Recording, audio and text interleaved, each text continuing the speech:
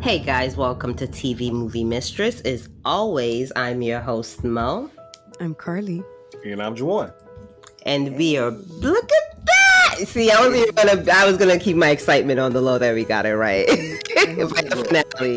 Look, you don't have to telegraph. You got it right. Okay. If it's not me, it's gonna be like, because we fuck it up so much more often than we don't. But welcome, guys. We are excited and back to talk about the season 2, episode 8. Well, whatever, the season 2 finale of Interview with the Vampire. Juwan, do you have the notes for this week?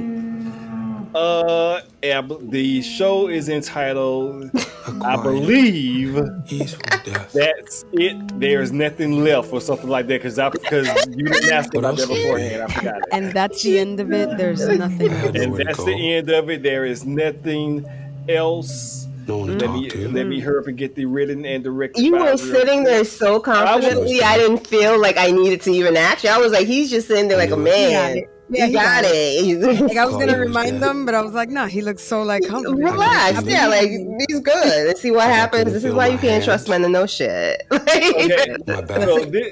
This episode was directed by Levin Aiken, directed by Levin Aiken, written by Roland Jones, Anne Rice, who created the universe, and Jonathan Sinceros. Okay. And I am so excited. And I feel like I speak for all 2 or 3 of us. Yeah. I've watched it 4 times. I'm probably going to watch it more. Like, it's so good. As soon as I was done watching it the first time, I was like, ooh, I'm going to have such a good time rewatching that. Look, it's like a little puzzle and you get to put it together. And my plan is to take a week off. That's probably going to be a lie. I'm probably going to start this weekend. But I want to watch back from season 1 and just sort of see because it just feels like a fucking puzzle that I need to, like, season 2 especially, every time Armand lies, I'm going to write it down because fuck you, Armand. But we're going to get there. But, Can I just tell you a huge mistake that I made after I was done? So I watched the finale the first time. I was in my feelings. I was like, this is the greatest thing that ever happened to TV in years, right? Yeah. And like, I was like, you know what? Now I'm finally going to go and I'm going to rewatch Interview with the Vampire, the movie. You watched it without me? Come on. Were we supposed to watch it together? We were supposed to like kind of watch it together around we like to do that.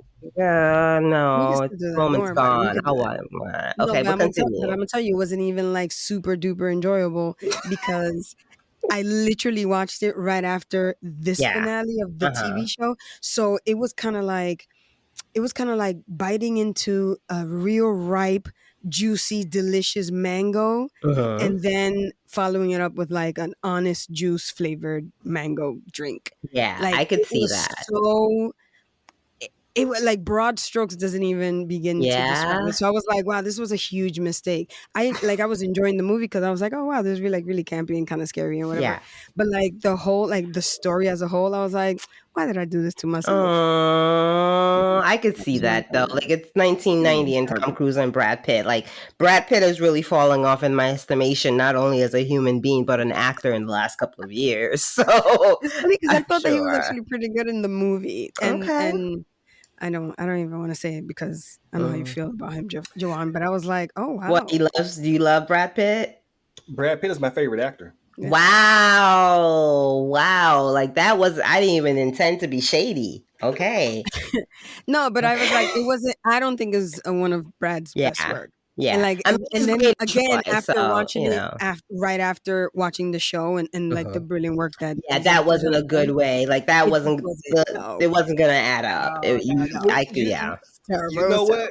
I do want to get into more of the movie at the end. Okay. Actually, but I haven't watched the movie at all, or you just don't remember it. I have. I just don't remember it. It's sort of like RoboCop 1. Oh, I hate you. Too bad. But my thing, I do. But I feel like I should just warn everybody this is going to be unhinged today. It's going to be unhinged. I have 2 bottles of soju. One's almost done and the other's to be continued. So, hey, now they know. I do want to push back a little bit on something that Carly said. Not necessarily push back. because we're comparing a long form series Absolutely. to a short form movie Yeah. with actors that are that have a lot more of the story to work from and play with and live inside of. So I don't know if it's actually fair to No, say absolutely. that it's fair to compare the performances, because these actors have a lot more to do with the narrative than Tom and Brad did, and they so they had because they had to kind of fast forward, especially this season with with everything that happened in Paris, with how dense it was in the show. This was like maybe 15 minutes of the movie. Wow. Absolutely, which is what I mean. Like, it was just broad strokes, and I completely agree with you about comparing the two different mediums, which is why I said it was a huge mistake. However, I disagree with you on performances, because I think the performances from the movie, they were good for what the movie was, but obviously they weren't. It didn't really dive deep into whatever emotional story the book possibly was telling, or any like it. I just didn't feel it, and sometimes that's fine when it comes to like stuff in that genre, and it kind of works. But like for me, I don't know. I just didn't feel like Brad Pitt just blankly staring like into nothingness like really conveyed whatever it was that Louis in the movie was going through. You know what I mean? Okay. And I that's mean, what I Jacob mean. Anderson is also just another class of actor, like I love our 90s actors. They gave what they gave, like I was like, a lot of people like, I still consider like Julia Roberts like one of the greatest actresses, but like she never gave like you get what I'm saying, like, but she's still a great actor for what we had at that time period, and Definitely. Or for A the plus, work that she was given. but it was also the Given. 90s. Like right now, I feel like the human mind in America is like on crack compared to like the 90s. No, but also, I mean, absolutely. But if we're gonna talk about like decades, I think is absolutely the type of work that we as a society is producing now and that we're consuming is completely different from the way you tell a story to what kind of stories are being told. So like, yes, they almost worked like with what they got. Watchmen. That's recent, right? We had the movie, which was his own thing, but then like the show, The Watchmen, went so much further, and because it was long form, we were able to like connect more with the individual characters. So no, 100%. I could see Which that. is again why I said it Yeah, was a huge mistake to watch it I literally could. right Yeah, after I finished it. I Like, I was agree with like, that part. I think that like you're doing not it. right after. Not right no, after. no, Yeah. And no, now I also will say I did the same thing. I no. turned when I had rewatched the movie right after. I think it was not after this one, but after last week's. I rewatched the Okay. Y'all are some flat leavers. Didn't even tell me, but good to know. Good to know. We can all rewatch it again and then tell us. I will watch it by myself this weekend. It's fine. But okay. Just before we jump into this week's into the finale episode, as a bonus, I actually reacted to me watching the finale, and I'm slightly embarrassed, but it's for the culture, and it's up there because there was one specific moment where A was happening and I thought B was happening. So I'll share that with you guys when we get there. But if you guys are listening and you haven't checked out the YouTube channel, check it out. TV Movie Mistress. Like, subscribe to all that shit. But yeah, this was fucking cinematic, fantastic television. I haven't seen television this good. I would say I'm going to compare this to like how good Breaking Bad was and how good like the first 3 seasons of Game of Thrones was. It just feels like peak cinema. Regardless of whether it's TV or it's just great acting, great storytelling. Like I've said it every fucking week. Like it's perfection. I can't really find any holes in it, and I'm a petty human being and would at least like to have some kind of criticism, but I can't find it, so it is what it is. But season 2, we are finally drawing upon we're finally drawing on the conclusions of a lot of Louis' unresolved issues. So as we jump into sort of the final reveal of Louis' unreliable memory and Armand's duplicitousness. Joanne, tell me what you thought about this finale. Okay. I'm going to put it to you this way. I agree with everything that you said. Very, very, very, very cinematic. Definitely tied. Definitely, wrapped up everything in a nice bow for us. I think that the acting from our principals was on point. And I do think the emotional beats of the story definitely did hit. However, it did not work for me. Ooh, plot twist. It did not work for me. Which aspect? Which aspect did not work for you? All of the it episode as a whole? The emotion, the ending, the very ending, not the very ending, but the reunion, I should say, fell flat to me. I feel like the climax of the Paris storyline I feel like it was wrapped up a little too neatly and quickly. The Malloy reveal kind of I did like that. That was actually a shock to me. I will have more questions about that because if I remember, that was left unanswered in the movie, right? It was a little. It kind of started, but it didn't end. Okay. It was kind of started, but it was just like 2 seconds. So, like I thought like it's revealed in like the third book that Malloy turns into a vampire, like more of his story. Yeah. Yeah. So I didn't know. Okay, so I didn't know. I don't know that about the book, but yeah. But yeah, so it surprised me, as a movie watcher only. But I have more questions about, what his life would be like, with this change. My own, I guess what it is, because I said last week and a couple of weeks before that I don't want to be the type of person that just because a show did not do what I predicted that it was going to do, that I'm going to say that it was a bad episode, because it was not a bad episode. I was just less interested in the love story and the of Lestat and Louis. Really? I don't like them together.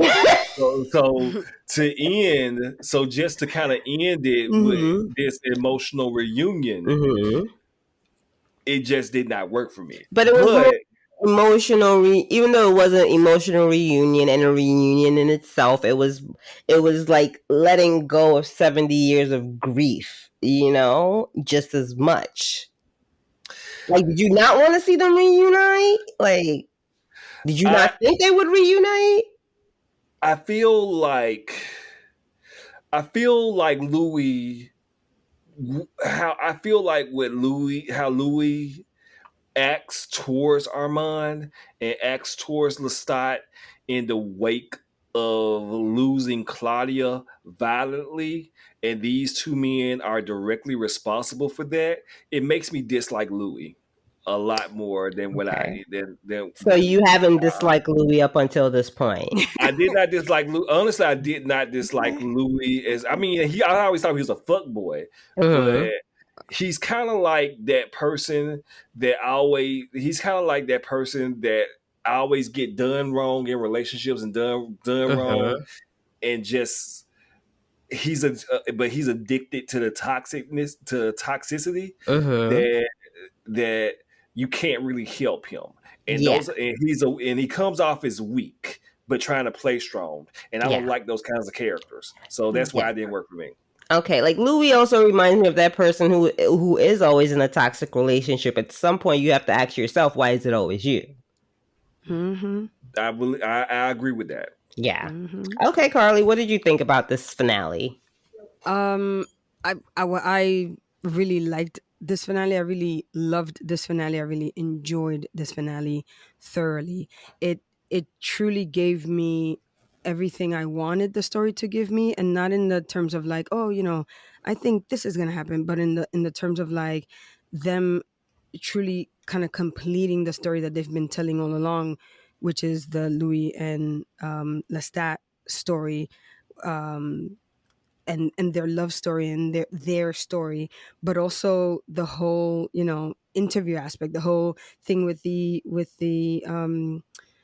coven in Paris. And I actually really enjoyed the fact that it felt kind of quick, because that was just kind of part of this story, and I didn't want it to take up the entire episode. I didn't want it to be a half hour of him planning and then another half hour of him like killing everybody. Like, I like that it was swift, because he was in this like crazy mania, revenge, just anger fueled, and shit is just gonna happen fast. The fact that like he was kind of taunting Santiago, and then when he got face to face, it just ended real quick. Like, I loved that. So we can like really get into the nitty gritty, which was the Lestat of it all, right? Like, what's going on with Lestat? How are we gonna deal with this reveal? The reveal with Armand and everything. You know what I mean? And like that, I really liked, and the show gave me all that and more. And it gave, like, all I wanted from the finale was to see where Lestat was, or like see him in present day, and hearing him say Alexa stopped, like totally like I was just like, Siri stop, or Siri stop, whoever. Like, let's I was give just the kind of like, white so man great. credit. Carly.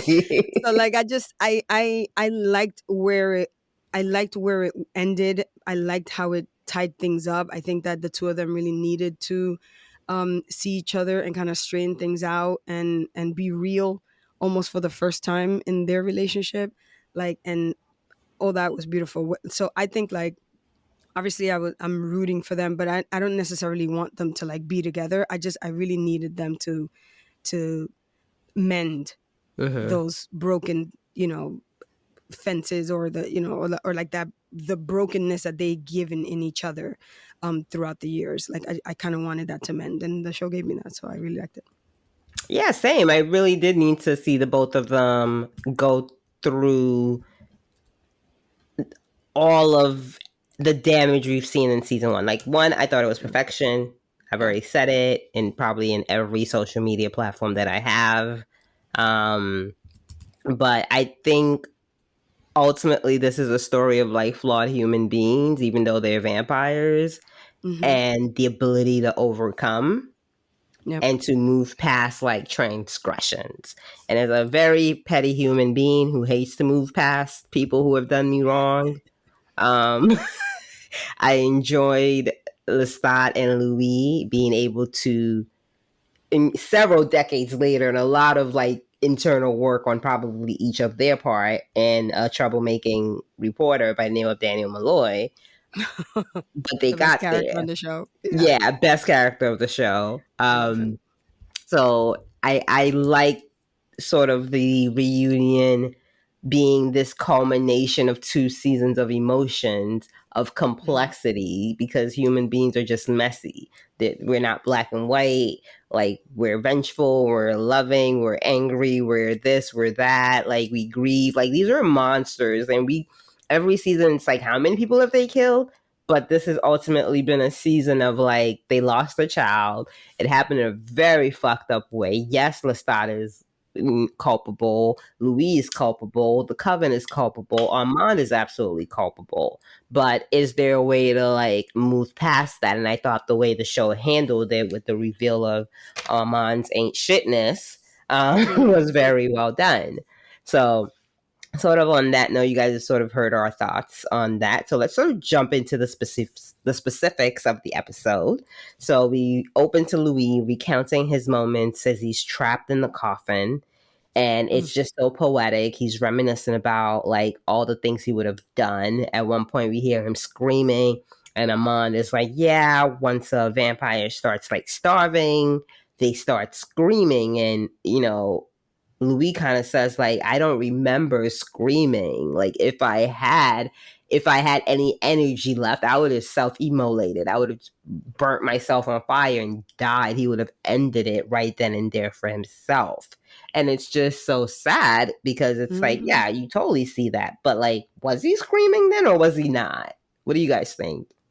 No, I think he definitely was screaming. I think in the manner of which it was filmed and that we heard it, I think he was screaming. But I think it's one of those things where, that when you're in essentially what is solitary confinement, your mind, you're not wherewithal within your mind that that exactly what's going on. You have no concept of time. You have no concept of the space that you're in. So you're just basically going stir crazy. So I think that's what that was. Yeah, I could totally see that. That's yeah, that's like, again, it's basically he's gone through so much torture. And if not like mental torture, like absolutely physical torture as well. But he I'm sorry, how long do you guys think he was in there? Honestly, it only felt like it was a day, but it felt like weeks at least. Because like Armand was talking about how like after he was demoted, but Armand's a goddamn liar. Now we believe him. I'm kidding. I mean, before he would have. I figure it would take at least a week to switch out the coffin. Yeah, it could have definitely been longer, but because, and this is kind of what I say when I said it seemed like it was wrapped up a little too quickly, because we only got this in 2 scenes: him screaming, Armand like putting the little lighter to keep his coffin open unnoticed, and then Louis waking up. So it felt like it was quicker than what it was. I mean, it was an hour. They gave us an hour. It was like an hour 5, yeah. But, no, it was. I think it was a couple of weeks, because if we believe Santiago, and I actually believe Santiago when he said what he did with Claudia's ashes, like that seemed like it was like a while. It wasn't just like, oh, that's what we did yesterday. You know what I mean? It felt like it took some time. Like time passed. Yes, but it did also feel like it was just kind of like he was there overnight and then he like popped out.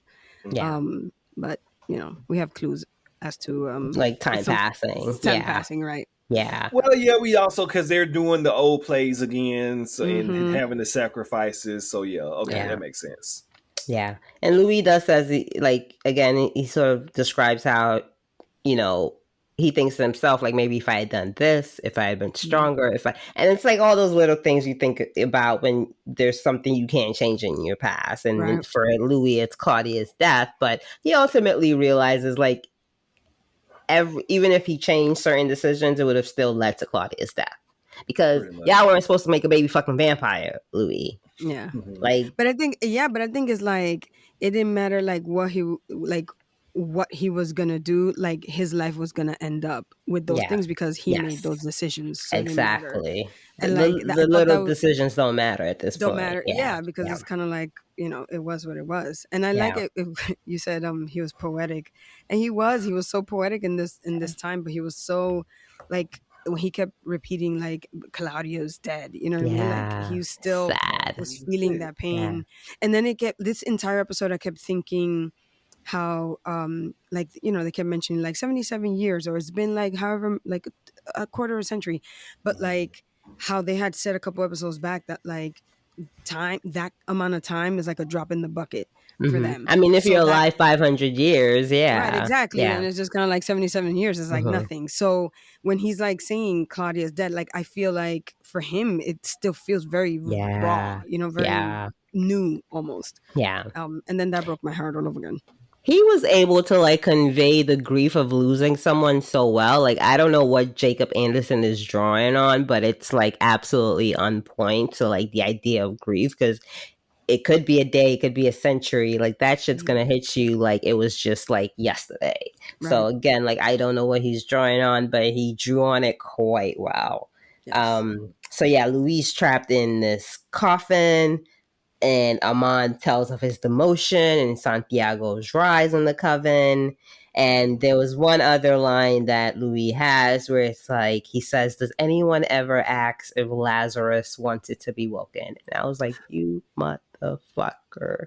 I did love that line and the delivery of that line. And because, I mean, really, does anyone, if if you were put out of your misery, so to speak, do you want if your life was misery? His life, he was a pimp, became a vampire, did not like vampirism, was abused by his vampire boyfriend, lost his sister, lost his Lost his vampire sister, family, lost his sister. lost his entire family. Yeah. Do you like? Okay, it's over. Do I want to be resurrected? Yeah. Okay, so. That's why I still hold on to this question that I asked you all.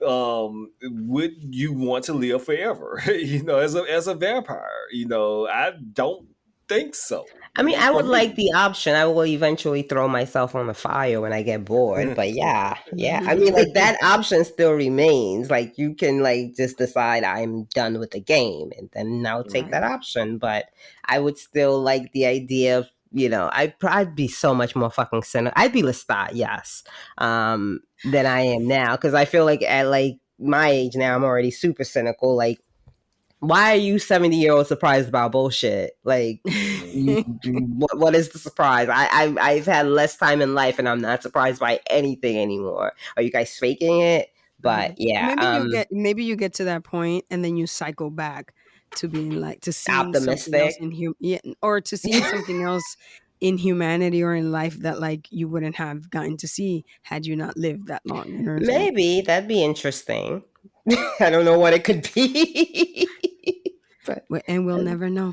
We'll be, or we might. Let's see. Oh my, but yeah, what do I know? Nothing. So yeah, I love the line about Lazarus. For those of you guys out there who don't know, Lazarus is the story of the Bible. Somebody let Jesus resurrected, and whatever religion. And Armand frees Louis. He says he does some switcheroo with the coffins, which I'm like, how? He was like, oh, I switched it out with a box with another coffin, and like no one heard you switching out the coffins.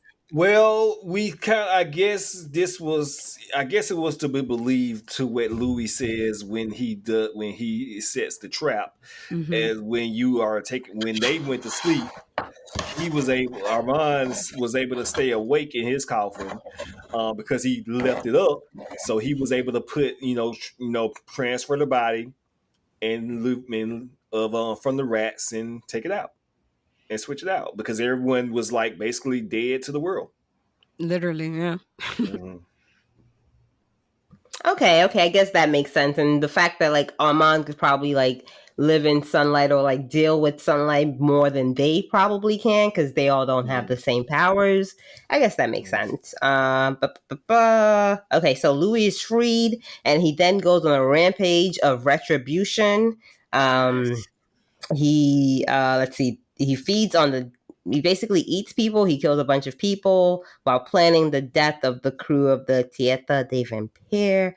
And this entire, it's not called a monologue, but is it a scene? Whatever, of like Jacob Anderson just losing his entire mind as he like... His montage, yeah. Yeah, his montage, thank you. As he kills people, brings them back into this crypt. He has, he again, his split personality comes into play because he's having conversations with them.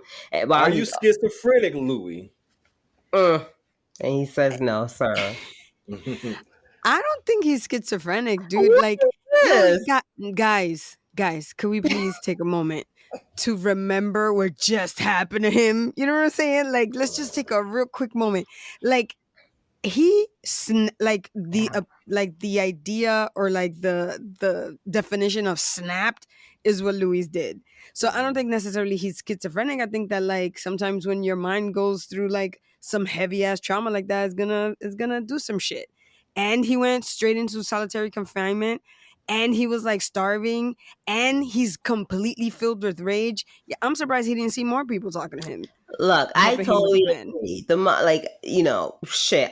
There's times when I fucking dissociate and I haven't been through the shit Louis goes through, so I get it. Yeah. But it's also the fact that he was seeing Lestat before Claudia even died, and then like these dead people he now sees, and then in the current day, he's still having visions. Well, current day, like with Armand, like he's still having visions. So that's why I say he's schizophrenic. I don't know the medical terminology. Don't yell at me. Feel free to educate me. But like at minimum, he snapped, and because of the weight of that snapping, he now just be having conversations with people who are not there. Like it's a lot.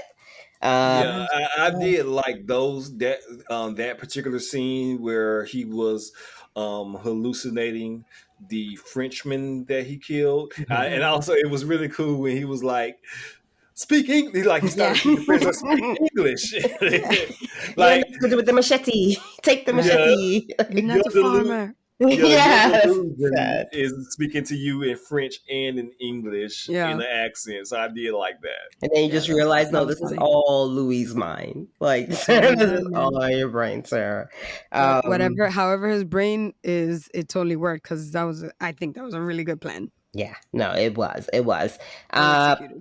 Initially, though, I'm not gonna lie, I thought, so I thought like all the people Louis was killing were like the people that were in the theater. Oh. Initially? No. I don't think so. No, before I realized it was the theater, before I realized it was because like there was the cop and then there was the funeral guy, and I was like, oh my God, what if these were like people that actually attended the play that night? They were not. But for a second, that would have been cool. If it was, it would have definitely been cool because of Claudia's prophecy. Mm-hmm. Yeah. But the logistics of that, like how would Louis, I mean, like where there's a will, there's a way. But for a second, I was like, oh shit, are these the people he's killing? But no, they weren't. He was planning the eventual death of everybody at the fucking theater troupe because they deserve it. And while he's planning it, Armand is like, Louis, leave Patty. Don't worry about me. And Louis like, motherfucker, I ain't worried about you. Like, the audacity to think I'm worried about you. Wow. Like, the nerve. I just, and then Daniel asks a really good question, like, why risk it all? Why stay? I mean, and obviously it's for Claudia. Mm-hmm. Yeah. When he asked that to Louis? Yeah. Yeah, of course. And if he would have just left without seeking revenge, like that doesn't feel good to me at all. And like at this point, like Armand kind of I think mentions later, like he could feel like Louis' fatalism. Like I'm either gonna die, all of you are going to die. Is what it. He said it. What was it? He told Daniel. He said, "I was going to die, and I was going to take as many of them with me." So like. He had a plan, and I don't think his plan necessarily involved him staying alive or dead. Yeah. Like he had a plan and a John Wick coat, and he said, we're doing this. And I loved it because all of a sudden so cute. It became like a James Bond movie or a John Wick movie, and I was absolutely here for it. He's like he burns down the theater. We finally see how the theater ends up being burnt. We have like the show actually backs up the plot where it's like, when they sleep like the dead. Another thing I actually appreciated about this episode is a lot of questions my behind would have been like, but they didn't say that they answered. They were like, motherfucker, shut up. Here's how this is working. So I appreciated them like answering questions you might have about how we get from point A to point B. So in this case, why didn't anybody wake up? Or like, how did people escape? Like so on and so forth. Like they kind of like showed it in the story as they went along. Yeah. The how they still have Claudia's notebooks. Yes. Louis picked them up. That was cool. I don't know how they had so many other of the pieces of like evidence that they gave Daniel to read and all that stuff outside of wasn't it Talamascar? Yes. No, because most of the time before he met the Talamasca, Armand was like, and they were giving him like proof of like their story. You know what I mean? Like like pictures and Claudia's diary and clippings and stuff from the theater and like you know what I mean? Excuse me? Maybe it was still in the apartment they lived in. Maybe, but that's the one thing that I was just kind of like, because like Armand had other scripts, with him, not just the script from the last trial show, but like So that question, I was like, oh, okay. I thought somebody would have grabbed them, but Louis just grabbed the notebooks, and that makes complete sense for him. That he grabbed the notebook and then grabbed her dress, and that was that made me cry a little bit. So fucking sad. That got to me. But yeah, like he basically takes out a couple of people in the theater itself with the burning, and then we see that Celeste and Estelle escape on their bike, and regardless of how far these bitches were, we see that Louis able to like ignite the flames or like ignite their bikes, their motorcycles, so it like explodes with them on it. And then we see him stalking. He's like, Francis, where are you, Francis? I'm like, who the fuck is Francis? This was one of my favorite parts. Oh man, I loved it. That was now. I wonder how he knew all that stuff, right? Or maybe if he, maybe that he, in his rage and his anger, it activated his mind reading. Yeah, that's what I think. Yeah, I definitely think so. Again, don't let people think. People out there, it's going to be the best advice you're going to hear today. You can get far on hate. You can get far on petty. Don't think you can't. Motivation is motivation. Find success how you can. But it's sometimes, not all the time. Like, don't go full Seth. But but you can also motivation. Just sometimes making a bitch unhappy will take you a little bit further. Sometimes, so I'm saying. I would say sometimes your hate can inspire you to put on a arena level concert and unite every gang in Los Angeles. Look. Yes, absolutely. Who saw that coming? So look, if you're gonna do it right. Do it right. My mom always said. Yeah, it's true. But back to this point, back to this. That's why this is kind of like one of those things I was saying earlier that I felt it was wrapped up a little too quickly. I would have liked a little bit more of a fight between like a hand-to-hand combat with Francis Santiago. Yeah, I would like a little bit more of a fight because it all just seemed too easy for Louis. And I understand. They telegraphed it like, hey, they're in the coffins. Once the coffin is fully closed, they're dead to the world until the next night. And we just see the one guy running down the stairs, cursing in French, and he just easily takes him out. And eventually, what we're going to get to is Francis, but it just felt.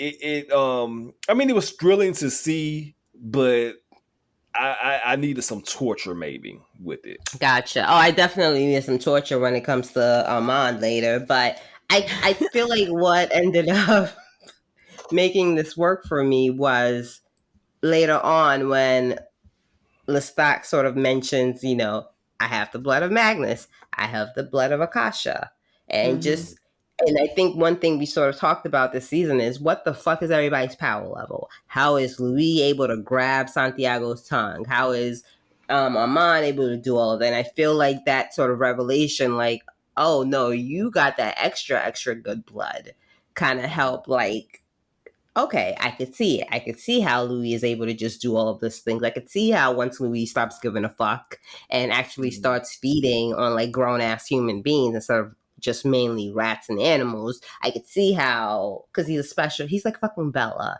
He's a special vampire. He's like, okay, I could get it. So I think that helped me sort of like not, like the fact that he just killed Francis and Santiago and we sort of got his reveal, that ended up making me like be fine with it. To me, I think if it would have been more drawn out, I feel like I wouldn't have believed it as much, because these were like a whole ass coven of like, compared to Louis, ancient vampires, you know what I mean? So like I think his plan worked because it was smart. He couldn't have taken them on. Like he planned it over and over and over again. I like that. Like it made sense, and he killed as many as possible, as quickly as possible. So he only had to deal with singles or doubles, and that's a lot easier to deal with. So I like the swiftness of it because of that. It would have been cool to like see a whole like like action sequence and like a whole like blade shit. Like that. Yeah, but then I would have been like, I mean, that didn't feel real. Like, To me, it when wouldn't did have Louis been learn that Krav Maga? honest. What's happening? Yeah.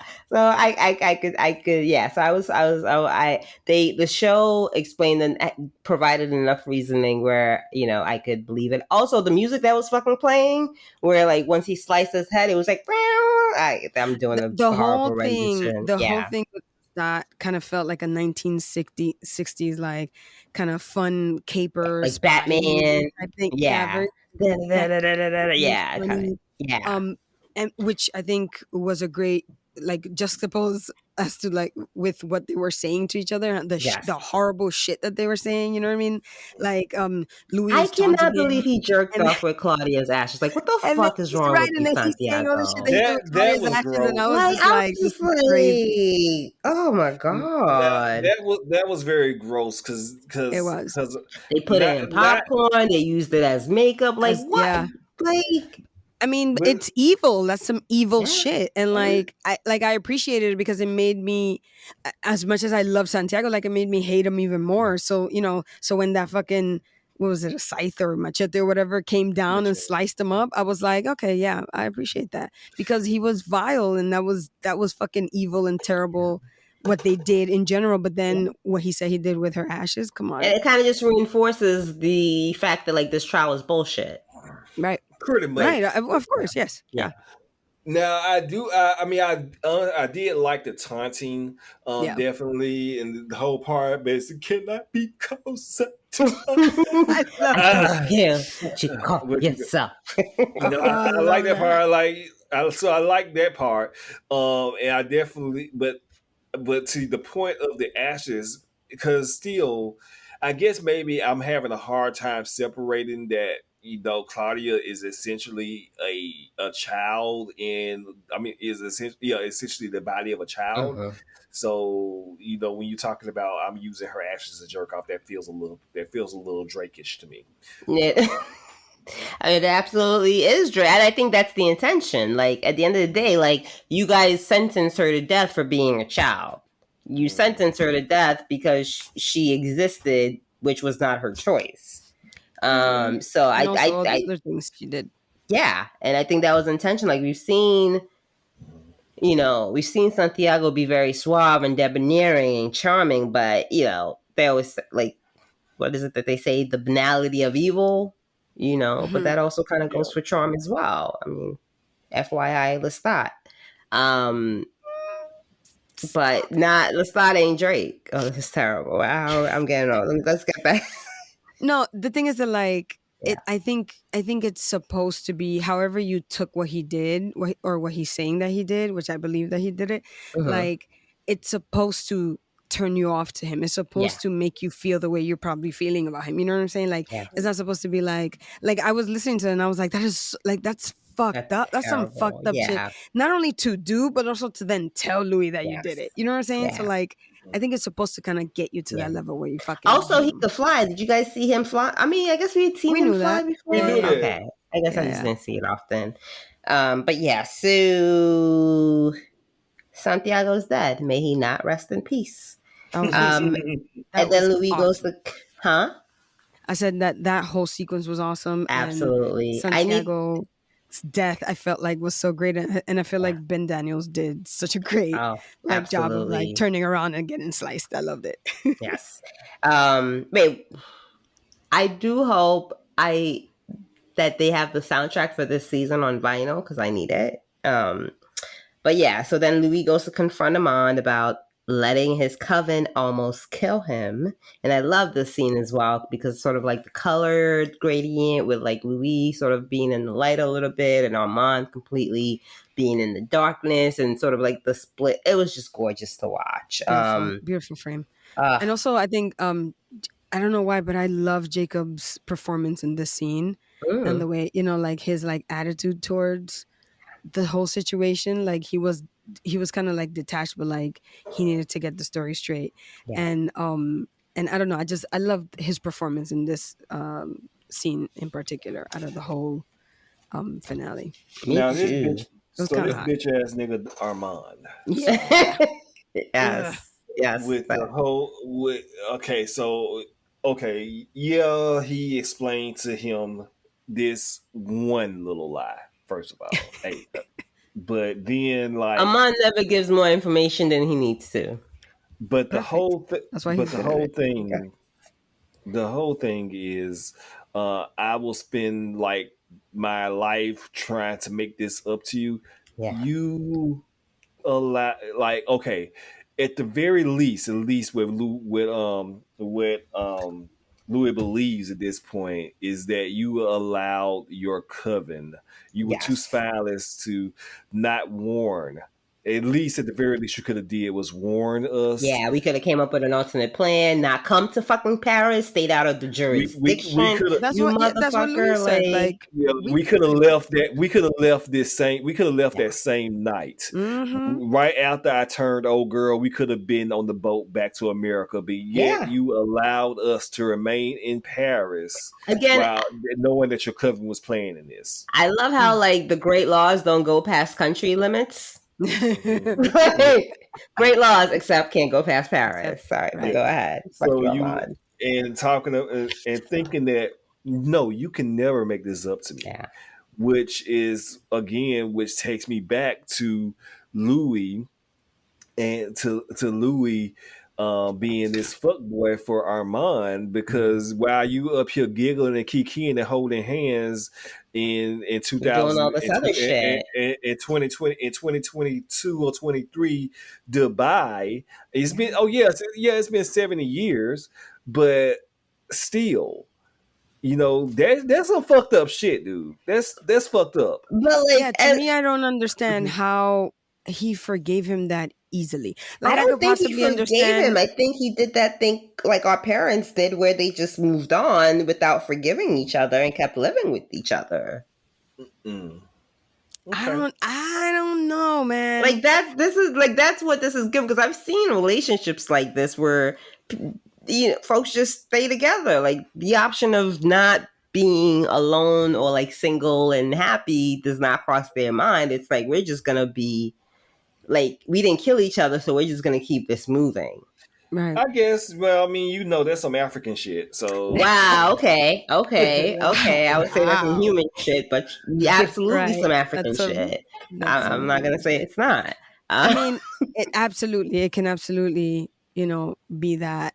But for me, just based on like the previous scene, the next scene, I think, with Lestat, I think that Louis may or may not have forgiven him, but like in some way or another stayed with Armand to keep that promise that he made Lestat about, staying with fucking Armand forever. You know, every day I stay with him hurts your feelings, and I get that. No, yeah, and like that. you know what I'm saying. Yeah. And I feel like Louis is the type of person that would totally do that. If I folks stay understand together for rent, folks stay together for this. and he would say like just to like, and I don't think he probably won't ever admit it. Yeah, you know what I'm saying? But like he's just kind of like every day that I stay with him is gonna hurt the other one. Because who wants to admit they've let like an ex control their future plans for this long? I'm gonna take that shit to my grave, whether or not that happens. Like we gonna live with the lie. It is what it is. So again, the humanity of the like I always say it's dumb decisions, but it's a human decision. It's a decision I don't see myself being above. I don't see anyone being above it. You make dumb decisions for people you love. And whether or not Armand is the grand love of Louis' life, there was still a love there from the beginning. You know, you don't want to just think someone could be the worst to you. Like, I'm sure Armand did not see this snowballing into an 80-year relationship where he has to keep this lie up. It's like the little lie sort of build. You don't go in there with this grand, big ass lie. It just kind of, snowballs. Yeah. And that's kind of a human yeah. So again, like it's all not fucked always, up but, and terrible. Not always. Absolutely. I would like to not be in a relationship for 8 decades just to spite someone else. My hate though, I would have forgotten honestly that I'm angry at that point. Then clearly you're not as petty as that motherfucker. Oh, I'm petty in different ways. I am petty in different ways. Louis was committed. No. Louis was absolutely committed. Like, also, like, my attention span. Like, there are people I walk by in the street where I'll smile at them and be like, "Hi," and then like 4 hours later, I'll remember I hate that person vehemently. It's because I forgot. Like, I don't fucking remember everything or everyone I hate. Okay, so Lestat. Let's get to Lestat. Louis like, do you know where Lestat is? Armand's like, he's still in Paris. Louis like, I'm going to bed. Wake me up. We're gonna go see Lestat. So Armand takes Louis to go see Lestat, and I just love it. I just love it. Lestat is such a dramatic little hoe. He's just there in this fucking cave igloo, just like listening to the walls. It looked like some Count of Monte Cristo shit. I was like, what are you doing, Lestat? But, you know, immediately they start bickering. Lestat asks Louis how he's doing. He's like, do you feel better after your little rampage? And Louis is like, you look like a little small bitch. I was like, wow. Yes. Oh my God. These two are so, this is like too much and like everything, right? Yeah. First of all, before we even get to that part, like the little bit of like history that Lestat gave us of maybe his time in the cave with Magnus, and or like how Magnus, like, you know what I mean, whatever the information that we got from Magnus, like, was fucking horrifying. And for some reason, everything that we have found out from everyone that has been turned, their maker has just been terrible. He's like, this is where Magnus kept his disappointments. Not me, because I'm perfect, because I'm Lestat. This is all the trial and errors. Oh my God, I love it. Like, I want to meet Magnus, but do I want to meet Magnus? Yes, of course we want to meet Magnus. He's dead. Well, I guess, who knows, because their press release. True. But that's true. But he said Magnus threw himself in the fire when he made him. We may meet Magnus because doesn't AMC have a show coming up called The Night Island, which I didn't hear about that. Which is something having to do with Armand. Well, honestly, outside of Interview the Vampire, I don't pay attention to nothing AMC does. I'm thinking we're gonna meet. But we may meet him. I'm thinking we're gonna meet Magnus. Who knows if it's gonna be like a flashback situation or what? Yeah. But I do. But this next season is like Lestat's story. Yeah, so we definitely meet Magnus. Yeah, we're definitely gonna meet Magnus then. I think that's why they had worded it like. Oh my God, Louis, Lestat's maker. That I want to see. But it was just like he seemed to be like so violent, like a serial killer type situation. No reason. Like, why are you so angry, sir? Right. So, like, just knowing that little bit of like that's history, obviously setting up for whatever they're doing for season 3, but like having that and in the place where a lot of that horrific things happen to him, that was really interesting to see before they get to their bickering. Yeah. My favorite part, Lestat calling Armand a gremlin. He's like, he throws some bodies where that little gremlin is. I'm like, the most adorable little gremlin, but yes, a fucking gremlin. He's not wrong. Yeah, you know, the entire time Armand was shitting his pants, wishing that Lestat where is this going? Like, what is happening? He was shook the whole time because at that, like, it's like, and it's like we don't see where again, let me just speak for myself. I didn't see where we were about to go. I didn't know how this story was going to end, so on and so forth. But these two idiots then try to fire jump Lestat. And Lestat is like, well, that's cute, but I've got the blood of Magnus in me. Yeah. And they're like, we're going to try. And Lestat is then like, I also got the blood of Akasha in me. And Akasha, like, the only thing I remember, so guys, please, like, fill in the blanks for me, is like Aaliyah played her. She's the first vampire and most powerful. So if Lestat somehow has her blood in it, he's fucking powerful. But what do you guys know about Akasha? Right. No, that's me asking. No. Joanne, do you know anything about Akasha? I don't know anything about Akasha other than Queen of the Damned, but wouldn't that mean that every vampire has the blood of Akasha in them? Right. Maybe he has it in the more Mr. direct Daniel way. Malloy here. That's true.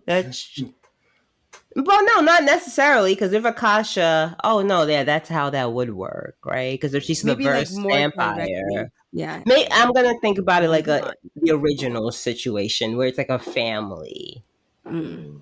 like Okay. like Zeus and shit. It's like Zeus is the main god, but then he's got but then like I'm not thinking about this too hard. He's got the To me, blood of the first vampire. Now I'm to me, it's just excited like to. because I had the same question that Jawan had, like if she's the first vampire or if she's like the most old or whatever, like wouldn't so many vampires now have her blood?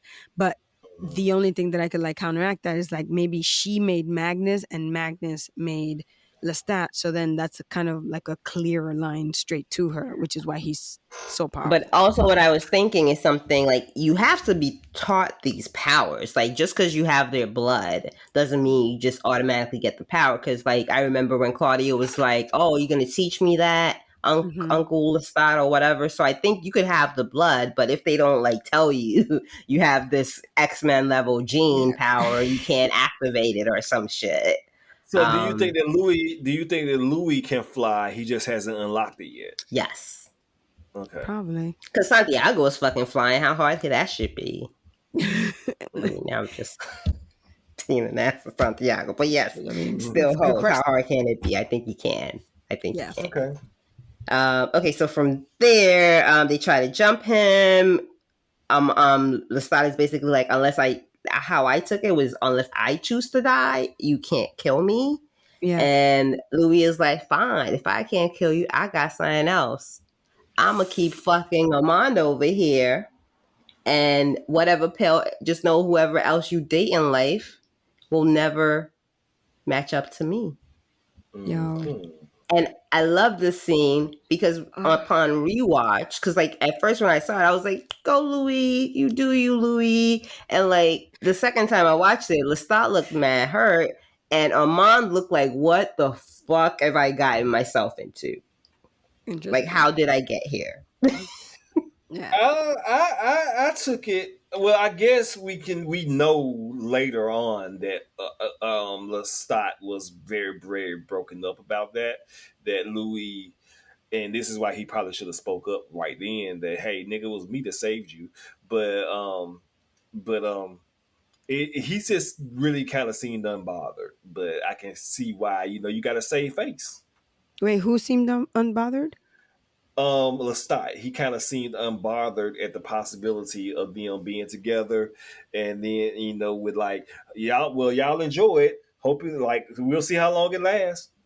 Yeah, no, the first go around, because again, it's like you got these three motherfuckers in a room, and the amount of emotions that fucking again, my TikTok is in shambles, my Twitter is in shambles, nothing but like fucking Interview with a Vampire. I have been spoiled in so many ways. It is what it is, but like these are three great actors, right? And then you put Sam Reed, Jacob Anderson, and Asada Saman in a room.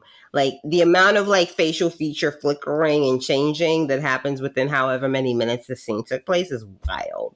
So again, like just every time I've rewatched it, I've just sort of noticed a different nuance. So you just sort of see like Armand realizing he's been caught in his own lie. Initially, like for me, like Lestat looks like he doesn't give a fuck, but then you realize he's like, what? You're gonna go with this bum, but I saved you? Like sort of like the revelations that we then find out later then has an impact. Like it's a lot. It's a lot. They acting. I mean, I think from the very very beginning, like just seeing him walk into this cave, I think for Lestat was like possibly a beacon of hope. And as the scene went on, like you could see that like that hope of anything reconciling or whatever was just gone. So by the time that Louis said, gave him a fate worse than death in many ways for someone like Lestat who loved Louis but was so who's afraid of insecure being about it. alone. Yeah. Right, but also he was so insecure about it, and not that Louis didn't help with that, but like he was so insecure with that love and that relationship.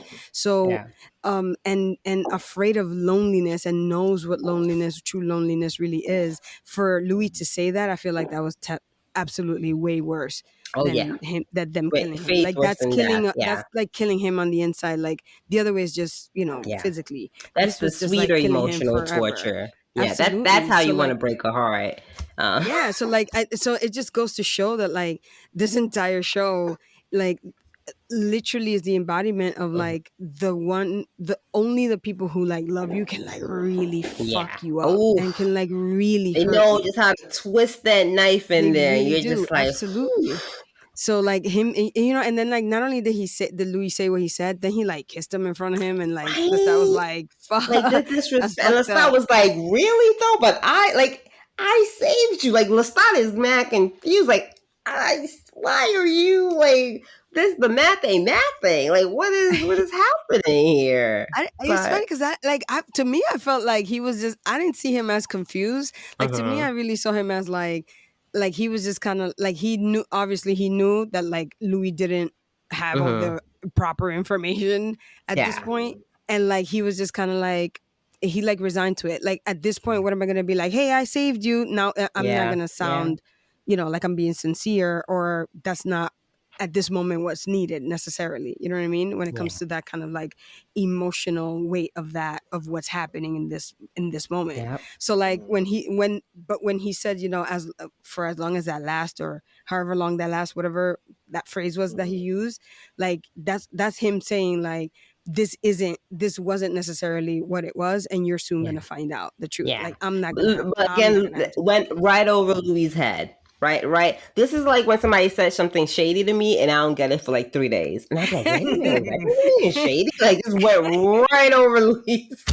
And I mean, Louis was still fucking pissed. And imagine he still thinks that Lestat did what supposedly what he did, which he did. But, which he did, I feel like we could argue. But I feel like people are like, oh, they're both fucked up. Yeah, Lestat and Armand are both fucked up. But like Lestat didn't try to murder Louis and Claudia. Like from the get. Just gonna throw that in there if it's worth anything. Maybe like a 20% curve. I don't know. So here we got like the show's like, yeah, and Louis like, yeah, and then that's the story. That's all there is to it. That's it. And then we traveled the world, and then we're here and hi. We traveled the world. We end up in Dubai. It's perfect. Like roses and sunshine and butterflies and flowers. And until that time you met us the first time and got fucked up. Sorry about that. Right. Yeah. I swear, this is why I mind my business when it comes to couples. Louis and Lestat and Armand is I mind my business because when you're young, when you're a youngin' and your friends are you want to give all the advice, and it's like, what, you get older and you're like, I'm gonna mind my business because I don't know what happens in folks' bedroom, and it's none of my business because no. But yeah, I love Daniel Malloy. Daniel Malloy forever. Like just literally. First season, I feel like I was sort of like lukewarm on him, but like second season, Eric Bogosian just was like, I know who this character is. Like we're just gonna go for it because the story kind of ends from Louisa's side. Armand then is like, you know what? I'm a better person. I could totally see that Lestat loved you. I'm a bigger man now. I can admit this fuck ass nigga. I cannot. Like he had to say something, right? He's almost getting away with it. We're at the end, right? But that's what I'm saying. Like that's what always gets them in the like hubris of being like, hey, after all said and done, now that we've talked about it and like revisited, yeah, he really loved you. I'm a bigger man now, right? I can admit that. I'm a good man. And then Daniel's like, God, yeah, this is great information. Thank you. But I have a couple of follow-up questions. Is that real quick? Just a couple. I just jotted down some A's and B's. Let me just kick it to you real quick. You let me know how it's.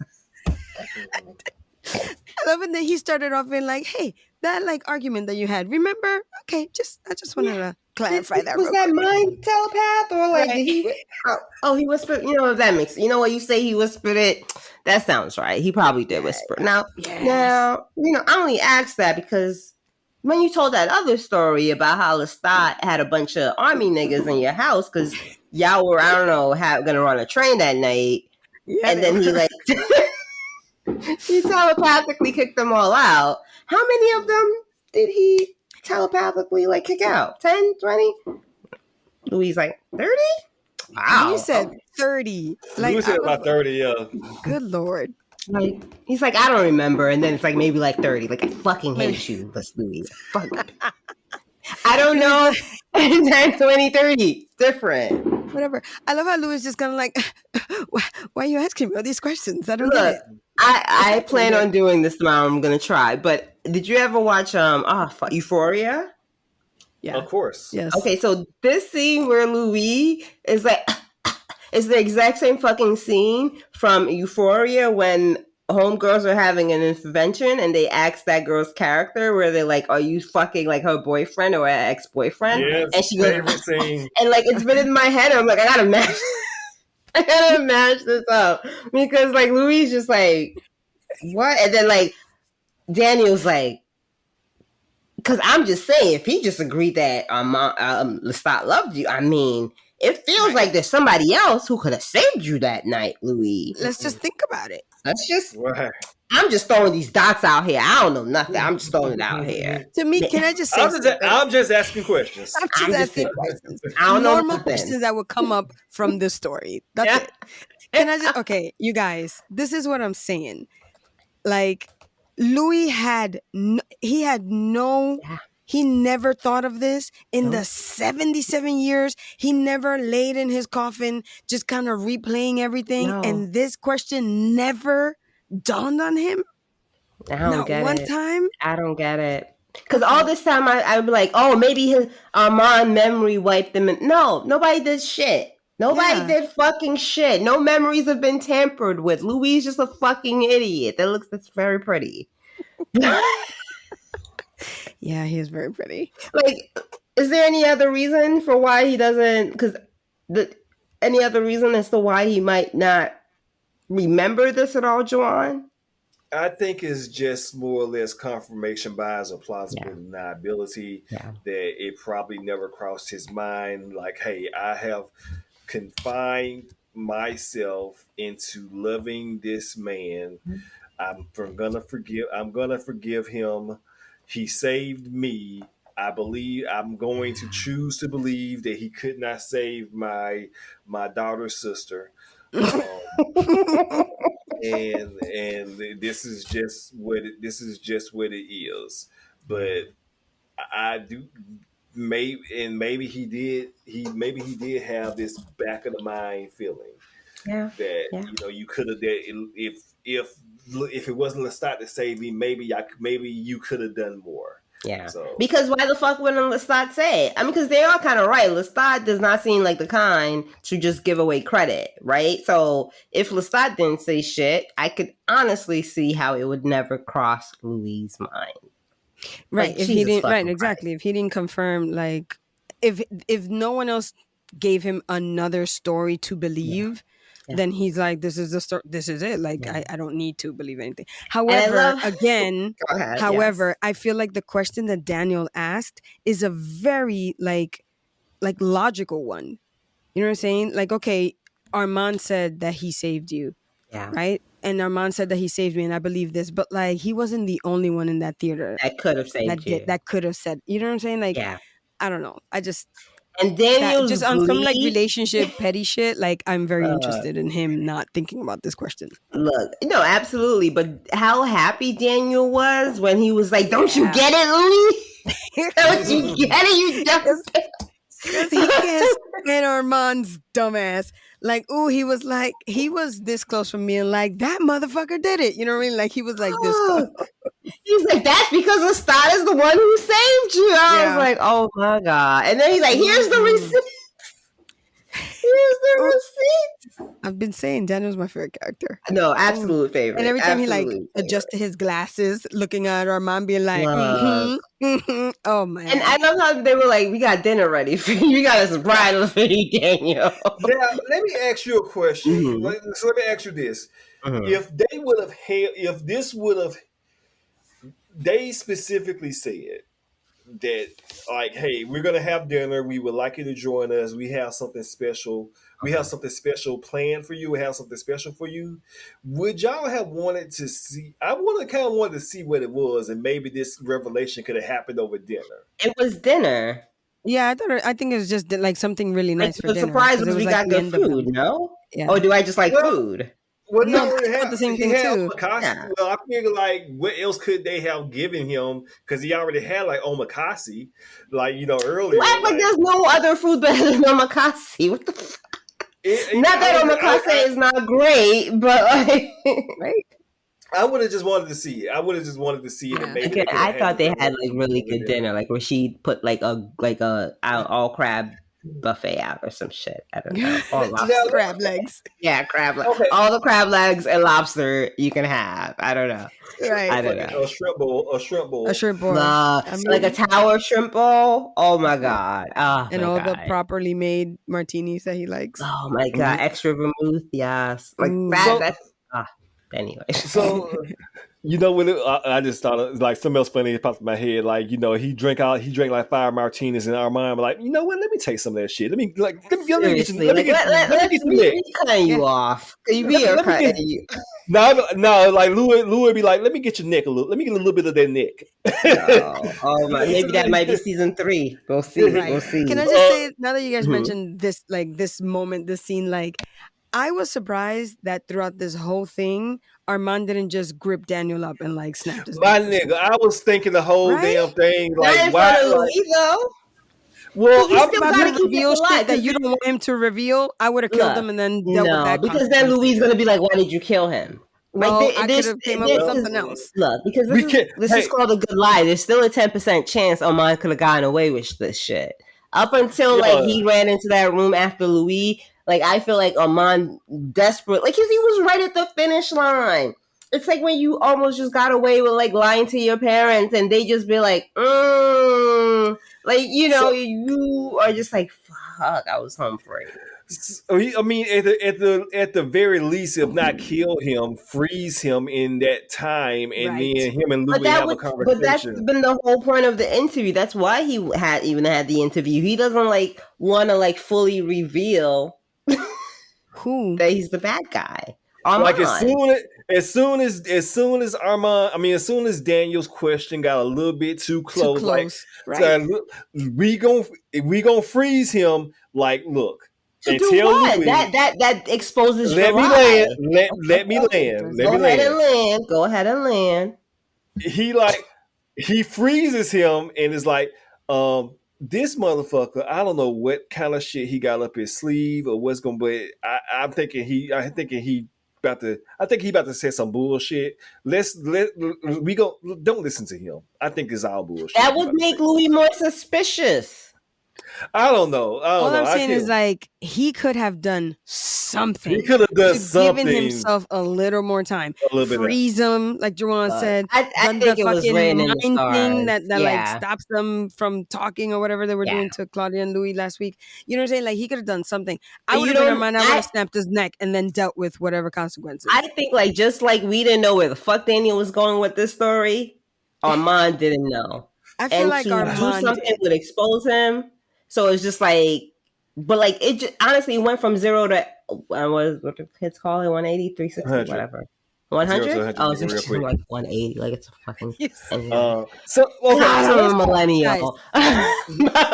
Okay. Let's talk about how quickly it escalated. I don't think like Armand could plan for that or manipulate for that. First of all, I can't believe you're being an Armand apologist right now. Yeah, you are. Second of all, I can't believe that you are. Yes, impossible. Listen, you are. I don't know why all of a sudden Armand is this pretty, sweet little baby that don't know how to do anything to you. But like, he couldn't come up with anything, in the 500 years he's been alive. That's what y'all have been saying all season, that Armand could like, because he's an angel, and I'm like, fuck that angel devil. And now I'm the Armand apologist. The table's getting turned on me. I'm really confused. Turn them on yourself, man. Okay, let's talk about the Talamasca for a second here. I don't want to, but sure, go ahead. I don't care about Talamasca. Okay, yeah. So I just find it I just find it interesting though, because the Talamasca, they're mentioned. Of course, Daniel mentions them. Obviously, Armand knows what the Talamasca is because he kind of reacted to it, and we get the revelation that Sam was the lone vampire that has escaped Paris. And he's a snitch, and he's working with it. He's either in the Talamasca or works on the inside of the Talamasca, because that's how they got the script. Because Sam writes the scripts. Yes. So I just found that interesting. So maybe if there is, and based on the press release for season 3, Sam, at least according to the press release, is coming back. Okay. Cool. That makes sense. That'd be interesting to see. And it seemed like Sam was working with them before the shit in Paris went down. Yeah, like he was just always like an inside man. Yeah. Which is that's awesome. Like, that makes sense that they know so much, and that meant like Armand's dumbass never knew that. You're a terrible fucking coven master, Armand. You're terrible at your job. 200 years, you are bad at your job, sir. But yeah, we get confirmation that Armand directed the play. This motherfucker directed the play. Not only did he direct the play, he directed that his behind would look like a fucking lost puppy dog on the side, while Sam like had a scythe. Like, yeah, he directed the entire thing. He was like, yeah. This thing needs more attention. We need animations here to show the hoarding better. Like, you fucking, like, you were like, I'm fine with killing my, like, not just like I'm fine with killing my current, not even ex, because y'all weren't broken up. I'm fine with killing my boyfriend. I'm fine with directing the way you guys kill my boyfriend. I would participate. Like, fuck you, Armand. You're a terrible person. He honestly is the worst kind of abuser. And yet looks like a fucking kitty. I can't stand it. I understand, like, I've been ragging on Lestat with the physical abuse, which we found out was unreliable because they beat each other. But Armand, not only did you were gonna let you led your coven to them. You let them, or we're gonna let them kill him for whatever reason in your head. Let them kill the sister daughter. Directed that, and the icing on the cake. You let this man forgive you. Love you for the next 70 years. For, like, that's the worst kind of betrayal that you can do to another person. Like, you were only with him so you wouldn't get in trouble, essentially, and because you wanted to spite, and also because you were just also down to spite Lestat. Yeah, like, he's a different type of terrible. This is like a scary type. I always say, show me your hate up front. I can't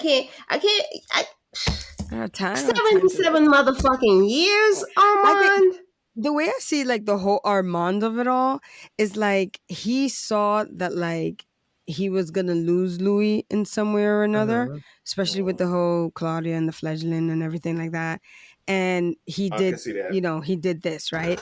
Then after the whole trial thing kind of didn't go the way they thought it was going to go, he saw a way back in with Louis, and then he got in with Louis, and he could have gotten caught when they met. Not for Daniel Malloy. So then he's just kind of like, oh, I finally got him. Like, I finally have Louis, whether this is going to be great or not. Even though, again, it's a pale imitation of a relationship. Yes, but, like, there are people that are like that. As long as I have them, they are with me. They're choosing me. They're waking up next to me. We are making love. Like, you know what I'm saying? Like, I don't know if you know this Nigerian artist. He's called Davido.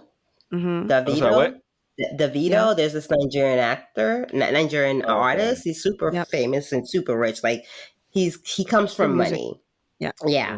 And he recently got married. Like, you could see the wedding on TikTok. It's like all the money and more respect. Like, his dad used to be a governor. Like, they come from money. But, like, his wife that he finally married is one of those women where everybody, oh, she won. Like, this man has had like 4 babies on her. He has cheated from day one. Like, it's just like every toxic situation that you could imagine. But because he is so rich and so wealthy, and she just stuck it out. And she just stuck it out, folks. So like she won. I'm like, y'all are fucking stupid. That man is probably cheating on that jet plane right now as they go on their honeymoon. What are you talking about? But I mean, she also may know and may be okay with that because absolutely. The trade-off is, is worth the trade-off is what the trade-off is. Better a rich man than a bum cheating on you, making you look stupid, I guess. But like, I could see how people just accept it. Yeah. But Armand. To me, I just think like Armand got Louis, he got away with it and got away with the thing, got what he wanted, which was Louis, and to be with Louis. So then like it makes sense now. Remember how we were just kind of like, why is he so like tight on this, on trying to keep eyes on Daniel and what they're doing? Does, because the truth could come out. Exactly. And he Louis needed wasn't to like such a fucking introvert and took walks alone once in a while. Maybe the truth might have been out. Yeah. So, which is why I say to you that it's crazy that you think that he didn't have time to come up with something. Like, I felt that he should have had, he had 77 years to come up with something for when it maybe came after out. 70 years, you think your lie is strong enough. He won't leave. Like, he could argue with you, but he won't leave you. Maybe, but to me, I feel like if you're sitting on a lie of this 77-year-old lie, I feel like you're gonna have at least something to say when it possibly comes out or whatever. I don't. Is it just me because I'm crazy and I just do things like that? I think that's what a smart person should have done. But I don't know what the fuck Armand again. Like I feel. Hopefully, season 3 explores. I think Armand wanted out of the relationship as well. I can see that. He wanted out of the relationship. Yeah. I feel like deep down Louis? Armand won. I think Armand was just as fucking unhappy as Louis. In this relationship, they've both entered upon on to make a fucking ex unhappy. Like, that's not why you stay together. So I think like Armand honestly, like if he wasn't gonna get the truth out there, but if the truth happens to come out, right, I think he wanted out just as much. I don't know if he wanted out, but I do believe that he was just as unhappy. We saw it in San Francisco. We saw it in the present. You know what I'm saying? Louis cheating on you 3 times a year, my guy. What are y'all doing? What are y'all doing? 3 times a year? I don't know. I don't remember the math. Like, it was a San lot. Francisco? Yeah, like it was a lot. And then Louis tried to burn himself, and then you call his ex. Like, y'all are messy. But they've been messy from the beginning. That's why we love them. I know. You're right. But yeah, so Daniel gleefully exposes the truth. He's like, Lestat saved you. He's just been taking the credit. The happy home has been broke. The 77-year-old happy home has been broken by Daniel in like 2.5 fucking weeks. I think that's Daniel's real superpower, if you think about it. Asking logical questions. Asking logical questions and breaking up happy homes, yes. And at this point, it makes me think, like, Armand keeps saying he was demoted. Was he even demoted? I don't think so. Because if you're directing the play and you're in on it from get... Demoted. I think he was demoted, but I think that he was okay with that because he never seemed to be, according to him in his story, that like super happy being the boss. You know what I mean? The boss, yeah. Yeah. Because, I mean, we saw that when Lestat first came. He was like, I quit. I'm done. Right. Like, my God, just quit. You don't want the job. Stop making everybody miserable with you. Yeah, Lestat knew he in and out real quick. Yep. Look, like once he started getting bored. So Louis sees the notes, he sees the receipts, and he goes inside. Armand follows him. Rashid starts texting Daniel, get the fuck up out of there, my guy. And Daniel is moving way too slow. And next thing you know, like, everything just sort of falls around him, and you're just like, what the fuck just happened? Yeah. My friend always says white people have no natural predators. And stuff like this happens. Shout out to my beautiful... Because I would have gotten out. People. Yeah. Yeah, because I was like, why is he still sitting there? Right. Like, I was like, you like, no, wait, hold up. Even before that moment, when he's all like, ha, he's the one that did it. It wasn't, you know what I mean? It wasn't him. I was like, Daniel, I feel like Daniel was forgetting where he was in that he was moment. too caught up in the reveal. Yeah. He was, because I was like, yo, you're still in the fucking mouth of the lion, so to speak. And you're like all like flaunting and like rubbing it in his face. Armand could have literally blinked and then you would have been dead if he would have wanted to. Like, you could be on fire and dead, my guy. Yeah, so fast. That's what I'm saying. Like Armand just sitting there, just looking but at that him. would make Louis suspicious. You can't just be burning folks in front of Louis. That would make him I'm talking about when the shit finally is out, right? Mm-hmm. And Louis runs, and Louis just goes. What's the point? What's the point if the truth is out? Let me land. Okay, fine. Louis, like Daniel. Like, why isn't Daniel like shitting his pants? Like, right, he's just sitting there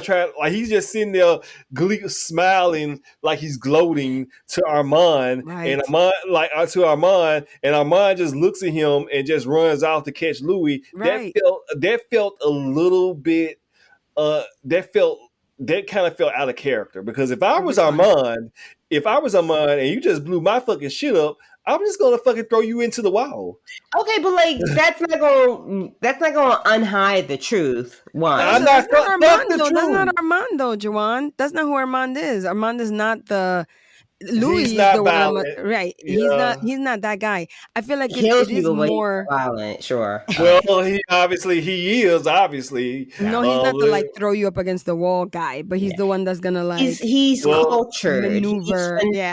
He's a gentleman with the skills, But also I think it's like, I do think that what he feels for Louis was real because of that reaction that he had. But it was tainted. He wasn't like the truth was already out, so he wasn't really concerned with Daniel. He was more concerned with Louis, as you would if something like that came out and you still love your partner in some way. You know what I'm saying? So like that felt more in character with what we've been seeing of his feelings towards Louis.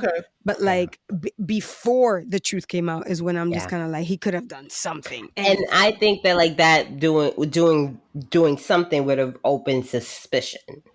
You keep talking about suspicion. I'm talking about after the truth is out. Okay, but after the truth is out, like the truth is out, like you killing Daniel doesn't untruth the truth.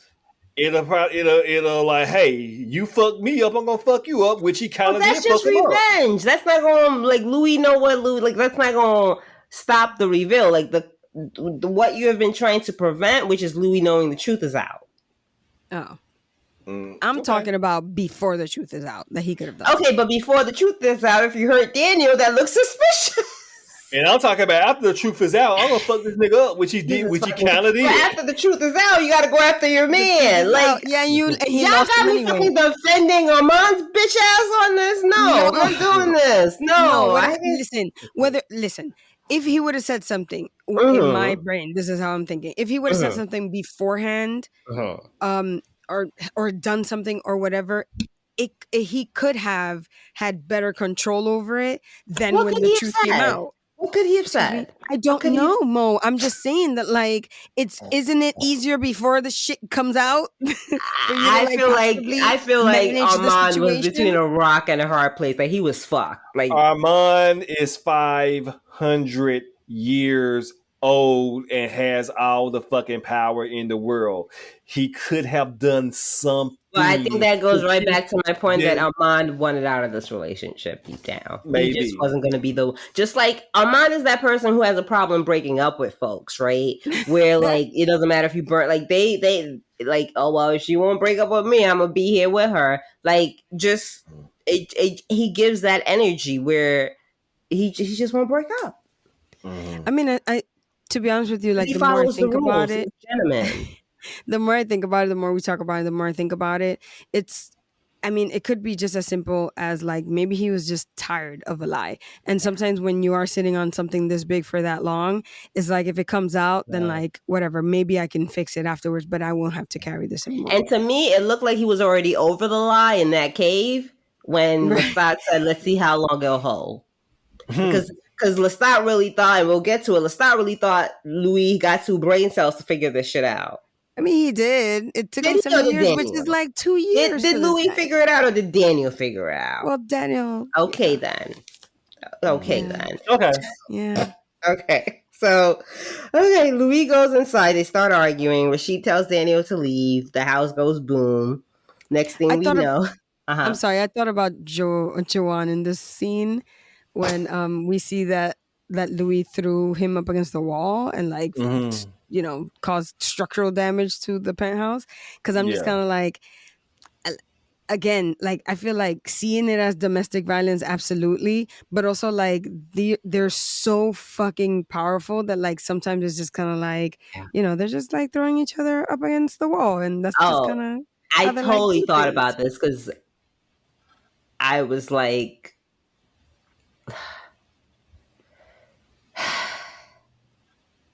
I'm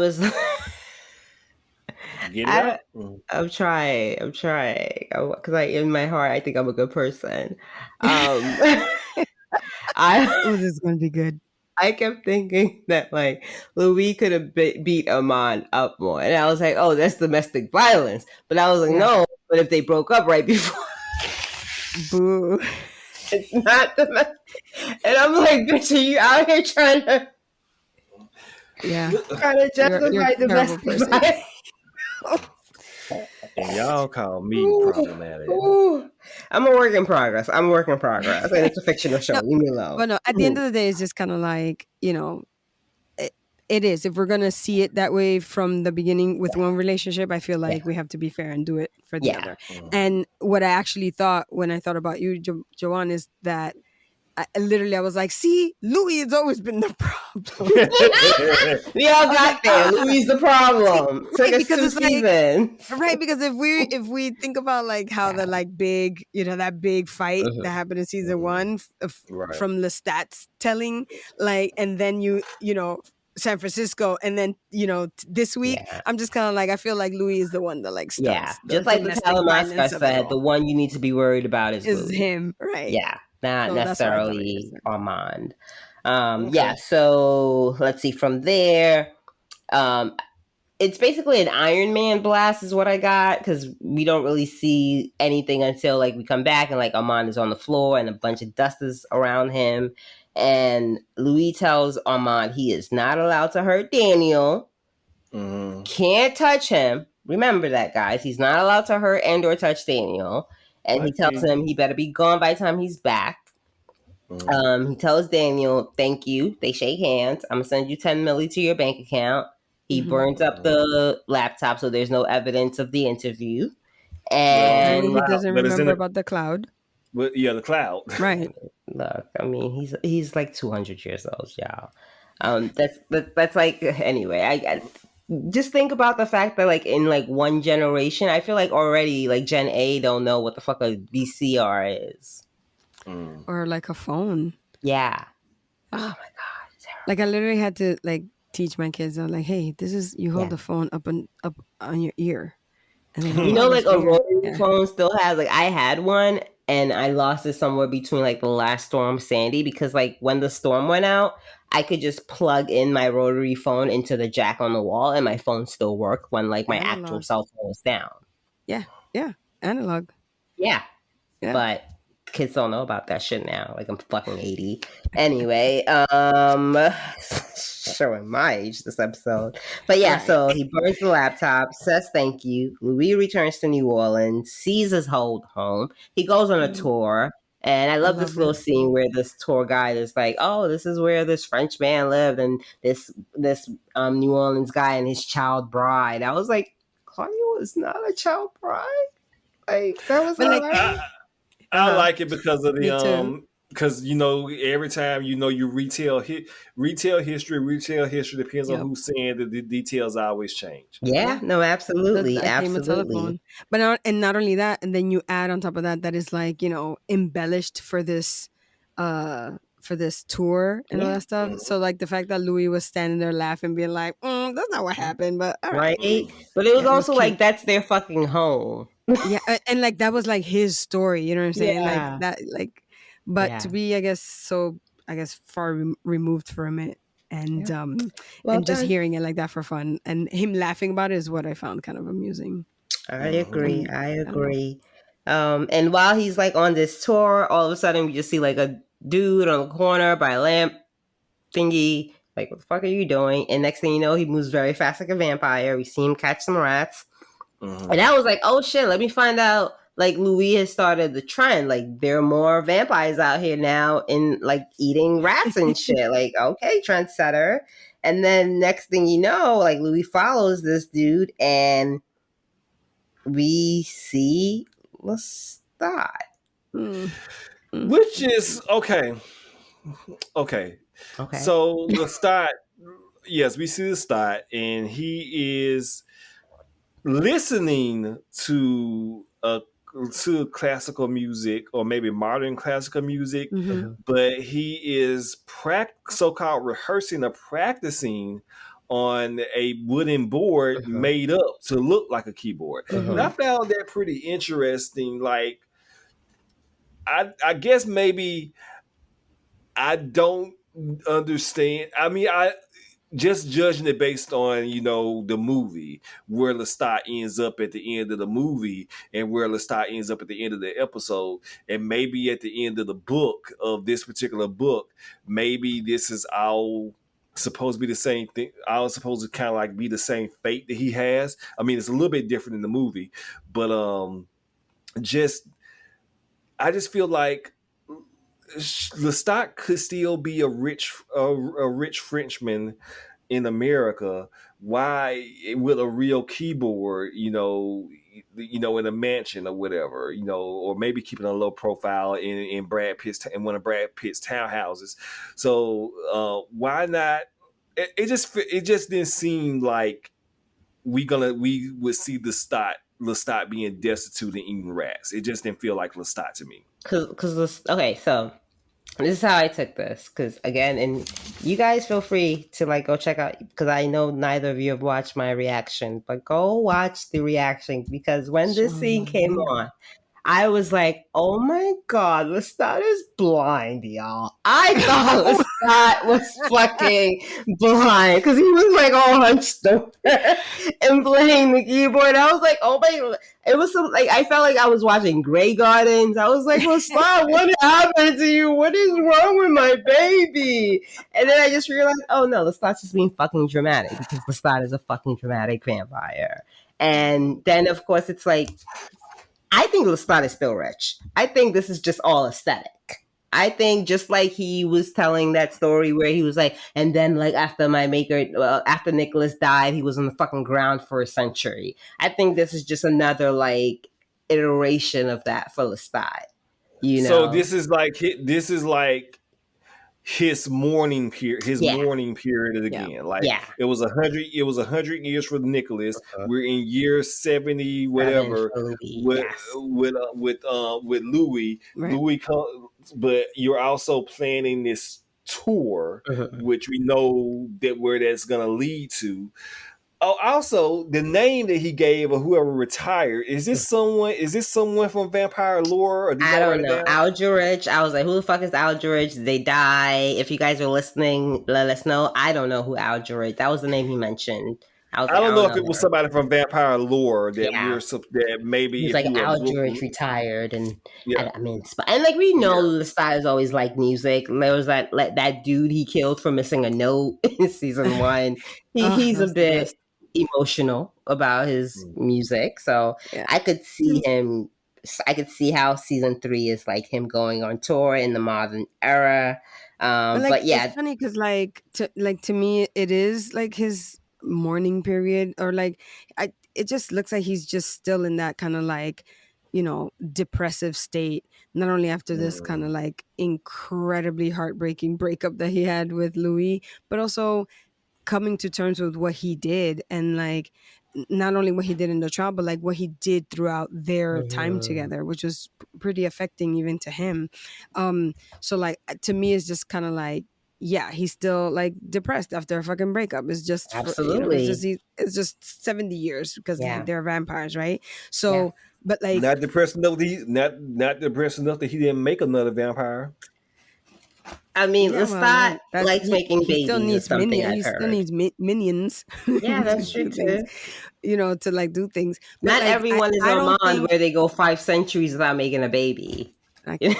If we are to believe him, that Daniel's his first one, anyways. But like, I think Daniel being his first one, like a weirdo that he is. I think Lestat, to me, when he said like I'm going on tour, probably an Easter egg for what's happening in season 3, but also like I think when he said it, he was just kind of like kidding because in the condition that he was found in, you know what I'm saying? And then because like a couple lines later he says something like, yeah, it's just gonna take me like 54 more years of practice or some shit. So. And one thing I also loved about this scene is like, again, Lestat looked very like, again, the house looks like it's falling apart. Homeboy's like, we need to get out of here, blah blah blah. But like him and Louis start talking. He's like, Siri, pause. I'm like, motherfucker, what? Your tech is still running? So I think what we see, because also, please know, this is the first time we actually see Louis. We see Lestat.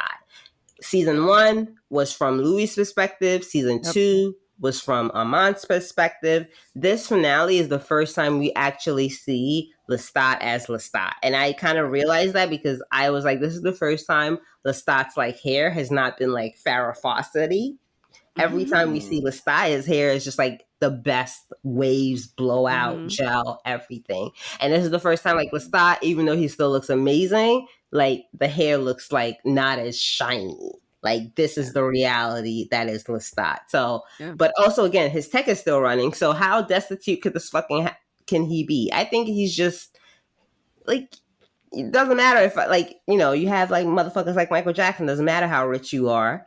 Right? And you get the press, you look like a bum, you look like a homeless person. It is what it is, So I kind of see that as his mourning period. Yeah, absolutely. He's just like in fucking squalor and he doesn't want to deal with it right now. And I think he still what's has gonna hurt him? A rat? In that trust or whatever where he was paying for the for the troop from. Yes. I think like obviously he's rich. I think he still has money, but like, he's depressed. He doesn't want to get out of bed and get a real piano. Fuck that. Yeah. But also, I don't know if you guys noticed, because I was very interested to see Lestat present day. Like his accent was a lot less than it was obviously 100 years ago. I didn't pick up on that. I was just actually about to ask, why does he still have the accent? Well, I mean, because he has a his accent, and I guess he lives in New Orleans, so whatever, but it's a lot less than it was like in Paris or even before that.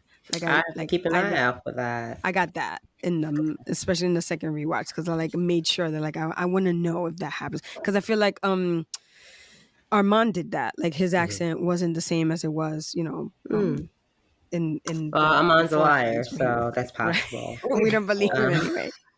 Never believe him. Yeah. But yeah, Louis, and this is when they start asking the questions back and forth. Louis asks him if he saved him. Lestat is like, I need you to figure it out. Again, just FYI, y'all, Louis didn't figure it out. Daniel figured it out, but okay. You just can't give it to him, can you? Because that was a terrible plan, Lestat.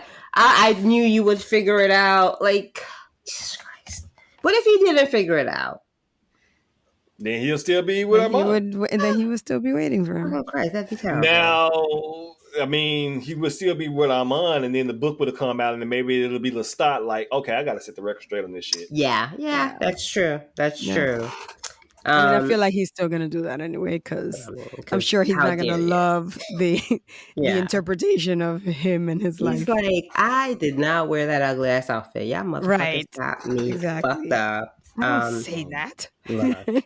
And then from, that, Louis thanks him for the gift that he gave him. He's like, I initially took it as a curse when I didn't realize it was a gift. And I was like, thank fucking God, because that was all of season 1, you depressive asshole. Like, yes, I get why he's sad, but like, dude. And I think one of the most important thing that he said in that apology or thank you note was that he said, I was miserable, so I wanted to make all your nights miserable, or something like that. And I was just like, the fuck, that's I'm so happy that he finally admitted it, because that's exactly what was happening. That's kind of what Lestat kind of alluded to last week's episode. And then I almost broke when he was like, what did he say?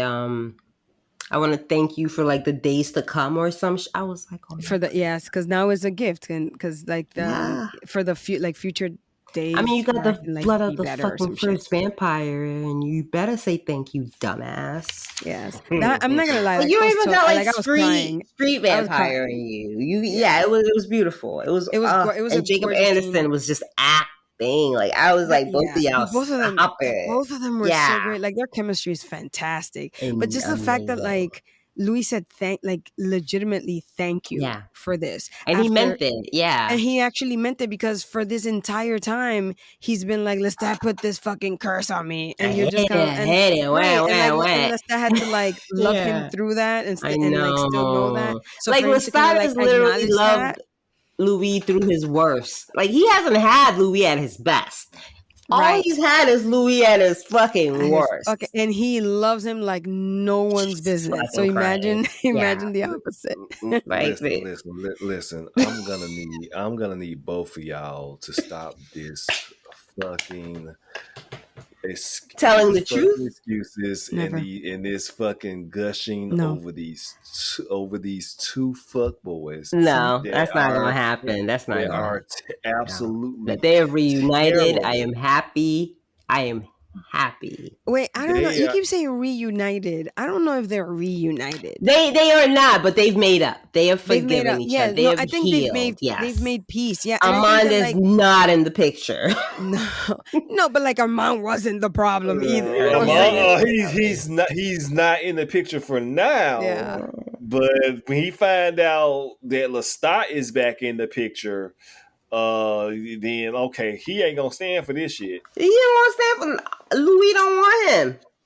And he made it. We're gonna come to Daniel in a second. Okay, so Louis thanks him for the gift, and then Lestat. This is when the show is like, you thought we were done, we're not. Then Lestat is like, Louis, what happened on September 8th, 1973, 11:07 p.m. here, but 9:07 in San Francisco. Yo, wait, stop right there, please. I'm so sorry. The fact that he not only remembered the exact date, but like was on his mind for so long, so present that like in this moment he needed to ask that fucking floored me. Yeah. That floored me, because like that was present. That was right there. He has been wondering that since 1973. Like, Lestat was stuttering. He couldn't even get he was like, yo, like, did you like try to hurt yourself? Oh, I was crying. Yeah. And he said, I was in a bad, dark place. My thing is just kind of like, I feel like they had never, ever until this scene have been that honest with each other. And I think that that's a lot was missing from, what they had or didn't have. Okay. Yeah. Okay, Joanne. So they finally forgive each other amidst the storm in New Orleans, embracing each other. And I love the visual because it's like the both of them. Like, do you guys realize the robe Lestat was wearing is the same robe Lestat was wearing in season 1? It's like that nice plushy gold robe. He has been wearing the same fucking robe that he had with Louis for like 8 months. He must have really kept that shit up, because I would imagine that shit be like almost torn up. It was probably like 1000% silk or some shit, because it is Lestat. It was directly from the fucking Spider. Exactly. That's why I imagine it. Like I still have a shirt that I wore and I had when I was like 7 years old. I don't know what the fuck cotton this shit is made of. Still wash it at the laundromat. Like it is thick. I'm like, I don't know what third world country this was made in, but it's the best because it's still working. Anyway. Great scene. They forgive each other, whether or not they reunite, we don't know. And then from there, we go from like all this darkness to like a super bright visual, and it's fucking Daniel. And I'm slow as fuck. Did you guys realize Daniel had been turned immediately? Because I didn't. Yes. No. Yes. Not at all. The glasses and then his nails. I just thought he was looking cool. No, because that's a fucking no one. First of all, no, he's not. It's not the 90s. That's not cool. And second of all, he looked visually, like aesthetically, he looked like a vampire that was trying to be cool, like from the fucking Outsiders or something. Not Lost Boys or some shit. You know what I mean? But like the glasses, immediately, I was like, wait a second, and then his nails, absolutely. I did not notice. I didn't notice the nails. Of course, I noticed the glasses. I thought it was just kind of like, to me, I honestly didn't know until he put until after the segment when he took off the The glasses reveal. when he took off the glasses and said like you see my maker, because again I was not expecting that, because when he was actually communicating with Louis, I felt like Louis and him had this connection. Maybe he was able to communicate with him that way. I just thought he had a cell phone initially, and then again, it did not click that they were speaking telepathically. Yeah. So, but that was pretty interesting. I mean, it was pretty interesting. I'm guessing. I don't think the glasses. I mean, maybe you could say the glasses was to hide his vampire eyes, but I wonder if it was just because of the studio lights. Yeah. That's either also way, a possibility. the glasses gave it away. Yeah. Okay. Yeah. I just thought he was looking really stylish. I was like, okay, Daniel. And then I was like, oh shit. Yeah. Like he's giving a book interview. Daniel's just like a shit. Like he was like he ended that interview with the word "below me." Like I was just kind of like, wow, Daniel. He can't take you nowhere. I love him. Daniel's my favorite. Absolutely. To the end. Look, so he's doing PR for his new book, Interview the Vampire. He says the memoir. Guy's like, it's fiction, blah, blah, blah. And like, because this guy basically calls him Bigfoot Hunter. I don't know who this guy's supposed to represent in real life, but I guess someone. But Morgan or some dumbass. One of them douchebags. Like a Tucker, kind of like a Tucker. Yeah. Maybe Tucker Carlson or something. Piers Morgan. Maybe a American Piers Morgan. I can see a matchup of Piers Morgan and who's the other one you guys just mentioned? Tucker Carlson. I could see that. Yeah, and this is also another AMC actor. This guy was on break. He was he's a great character. Yeah, he was Gale in Breaking Bad. He was really great character actor. I don't remember this actor at all. Interesting. I got to see him as in his Breaking Bad fit. He was the one that was a big fan of Walter White, and who Jesse did something to get him out of the picture. I still don't remember. Okay. So yeah. He has this interview. He leaves. This is where it starts sinking into me because Daniel calls Louis, but then he throws the phone in the garbage. Which why are you throwing the phone in the garbage? He throws some in the garbage. It wasn't the phone. It wasn't the phone. Okay. But yeah, it finally connects to me that they're talking by mind, and I was like, "Oh shit, is he a vampire?" But it turns out, yeah, he's a fucking vampire. But it turns out because of this book that he published, a bunch of other vampires are now like great laws and shit. We gotta kill this Louis guy. They in the group chat. They in the group chat talking shit. Talking all the shit. They are. But what you gonna do? Well, we gonna do this. We gonna do this. And we're gonna burn him alive. That's sacrilege. I was like, if Lestat y'all better not touch Lestat's man. Don't play yourself. Right. Like, what do y'all do? Like, even if like Armand is not with him, like, I don't know, maybe Armand might help. You know what? No, Armand will not help. Fuck Armand. No, Armand is Armand is a survivor. That's what Armand is. So let's linger here for a moment. Okay. The question I have is, okay, so Armand, okay, well, Armand obviously turned Daniel because he was mad and he told him, don't touch him, you can't hurt him. And he's like, fine, I'll kill him, but then I'll revive him, so it's not technically hurting him. Like, technically didn't hurt him. I mean, he's still alive. You know, he's just undead now. He's just undead. So so a couple of questions as far as whether you think, and maybe it'll be revealed in season 3.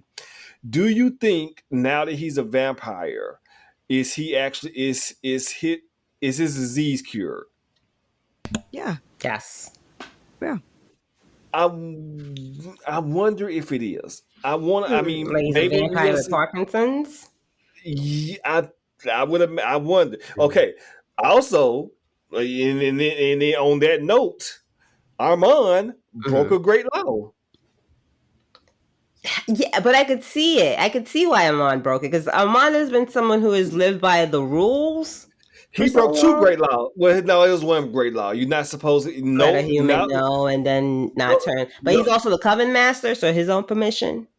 Well, I don't know. He you're not supposed to do children or the old or the handicapped. Daniel is 2 of those. But I feel like him turning Armand was him just finally saying, fuck all this bullshit. I hate all of you. So Daniel is So Daniel is like maybe almost 70-year-old vampire. Again, if I was Daniel, I'm throwing myself in. I'm publishing my book, and I'm getting that $10 million. I'm leaving that to my estranged daughters. I'm publishing the book, and I'm throwing myself in the fire. Why? Or you get a new lease on life. You're not dying. Yeah, you now right. have the rest of eternity to like do the shit you've Because done. I'm fucking old. I'm old. But like, now you have like adrenaline. Yes, now you're old, but like you're not. You have adrenaline. Armand is 500 years old. Right. It's just I think you just look like that. But like, for example, doesn't when you become a vampire, like heals things and repairs things so in you your just body? feel like a 20-year-old again, probably. I guess so. I mean, yeah, because that's how they say Claudia. And then you had the older guys. You remember the father and the son, where the son was like older than the older than the father, but look, whatever. They weren't like 70. They wasn't 70 though. Still was like, damn, Jerron, that's like why are you ageist? Right? I was like, you in this? That's it. You're gonna give up a cap 70? on how old like vampires could be, like, or how old? Like you'll throw yourself in the fire just because you're almost 70. Here's what I'm thinking. Here's my thinking. That's hard. That's hardcore. Here's my thinking. Hardcore. I'm 68 years old. But you've now been cured of everything that ails you. My Parkinson's is cured. Yes. I got a bestseller. I got a bestseller. Yes. Maybe I have a little bit more time on earth to repair the relationship I have with my daughters. Right. For what? They're gonna fucking. They're gonna fucking die, and I'll still be alive. Okay, that's part of it. So you're gonna die, and they'll still be alive. You're saying that it's not worth repairing that relationship. I live through Trump. We all have. Yeah. We lived through Trump and COVID. Yes. The world bumming me out. Again. I would say, you know what? I will take another 50 years and I'm out. Then throw yourself in the fire after 50. No one's. This is why I keep telling you. No one's stopping you from throwing your. That's what Magnuson did. Supposedly. I maybe say 20 years. Let me at least. John is ready to be out. As soon as I see a car fly. Okay, that's all. That's all. You got a low bar, my God. I've seen the flying cars. Yeah, I can go burn now. Okay, well, that's some crazy shit you're talking, Jerron. I can't. Like, I don't even know if I can like turn me into a vampire at 70, and my knees stop. My knees ache now. Turn me now. Right. Like I'm fine with it. Right now, anything that'll take this backache away, I'm here for. You know anything that will make me wake up with like feeling refreshed. Right, I'll take everything. If it'll take my bags under the eyes, gone. Done. Deal. Yeah. But yeah, it looks like Daniel looks refreshed. He looks energetic. He still seems petty as fuck. Yes. Like that, and that's what I love. Like, again, it feels like it's heightened, like the gift you have. Like with Santiago, it was his mimicry and which turned into acting. With Louis, I guess it's just being fucking beautiful and people being dumb around you. What's the stats? But you guys get what I'm saying, right? It takes whatever natural qualities you have and kind of. I'm gonna stalk. I'm gonna stalk obese Comic-Con goers like Daniel. Come on now. Look, you get your meal where you get your meal. That's it. And I love that Daniel took to being a vampire. He's like, you just gonna have to die because I'm hungry. And like no guilt delicious. Like Louis and his like. Well, Louis did say that you're becoming a really good killer. Yeah. Look, Daniel, I was like Eric Bogosian. I like this. Like, and so I don't know if you guys know this, and I feel like because like I'm not whatever. It's not the biggest spoiler in the world, but like you guys know, like it's gonna be like Armand and Daniel. What do you mean? Like that? Yeah, well, it was in the book. That's is it? Yes. The thing is, like, that's why I can't say like he did it out of pettiness. That's what Louis thinks that he was, that he did it out of revenge or whatever. But like, we don't know because we didn't see it. So like, we don't know. I still think it's a little bit of petty. Probably, so you think or something may have happened, that started that way. But what I'm saying is like the Armand, if we're gonna stick to like shit that happened in the book, the Armand and Daniel relationship it's there is complex. something there. There's something So there. I would love to kind of see that. When you say something, are you saying like they're gonna be together? Yes. I don't know. I don't know if it's a romantic relationship. I'm just saying that they have a relationship past whatever we've seen. Supposedly there's some missing days from when he was initially kidnapped. Okay. Yeah. So here's my thing. Okay, so this is what I want to go into the movie a little bit. Okay, wait. Let's wrap up the show then. Okay, go ahead. So yeah, Daniel is a killer. He's a vampire killer, but Louis is now living his best single life. He's still at the penthouse in Dubai. He is redecorated. We see a portrait of his brother, Claudia's dress. The rocks are still fucking there. And was Claudia's dress always there? And we just never saw it? Probably, it probably had to be already there, maybe in an archive or something. Yeah, but never like displayed like that. Okay, no, because then that little detail I really liked, which means that like all of Claudia's shit was put away until they like recounted all this. So the fact that like he's now kind of proudly displaying something of hers, it just happens to be the thing that she died in, I think, the dress. But like that means that like he's made peace with it. He's let it go. He's kind of trying to get past that and live past that like heartbreak. So I like that. That's cool. Yeah, same. The rocks are still there. He then calls all the vampires and basically tells them his address and where they can find him. Yeah, y'all talking all this motherfucking shit, but I'm right here, motherfucker. My window's open. I ain't got security. What the fuck y'all gonna do? How he told them, "What's up? Yeah, I'm talking now." And I was like, "Okay, Louis. Okay, Louis." So this is Louis at his best. And I love that. He said, "I own the motherfucking name. Come for me, bitch." I thought it was kind of corny. I thought it. I mean, it's corny, but it's still effective. It's corny, exactly. but it's funny, but it's effective. Yeah.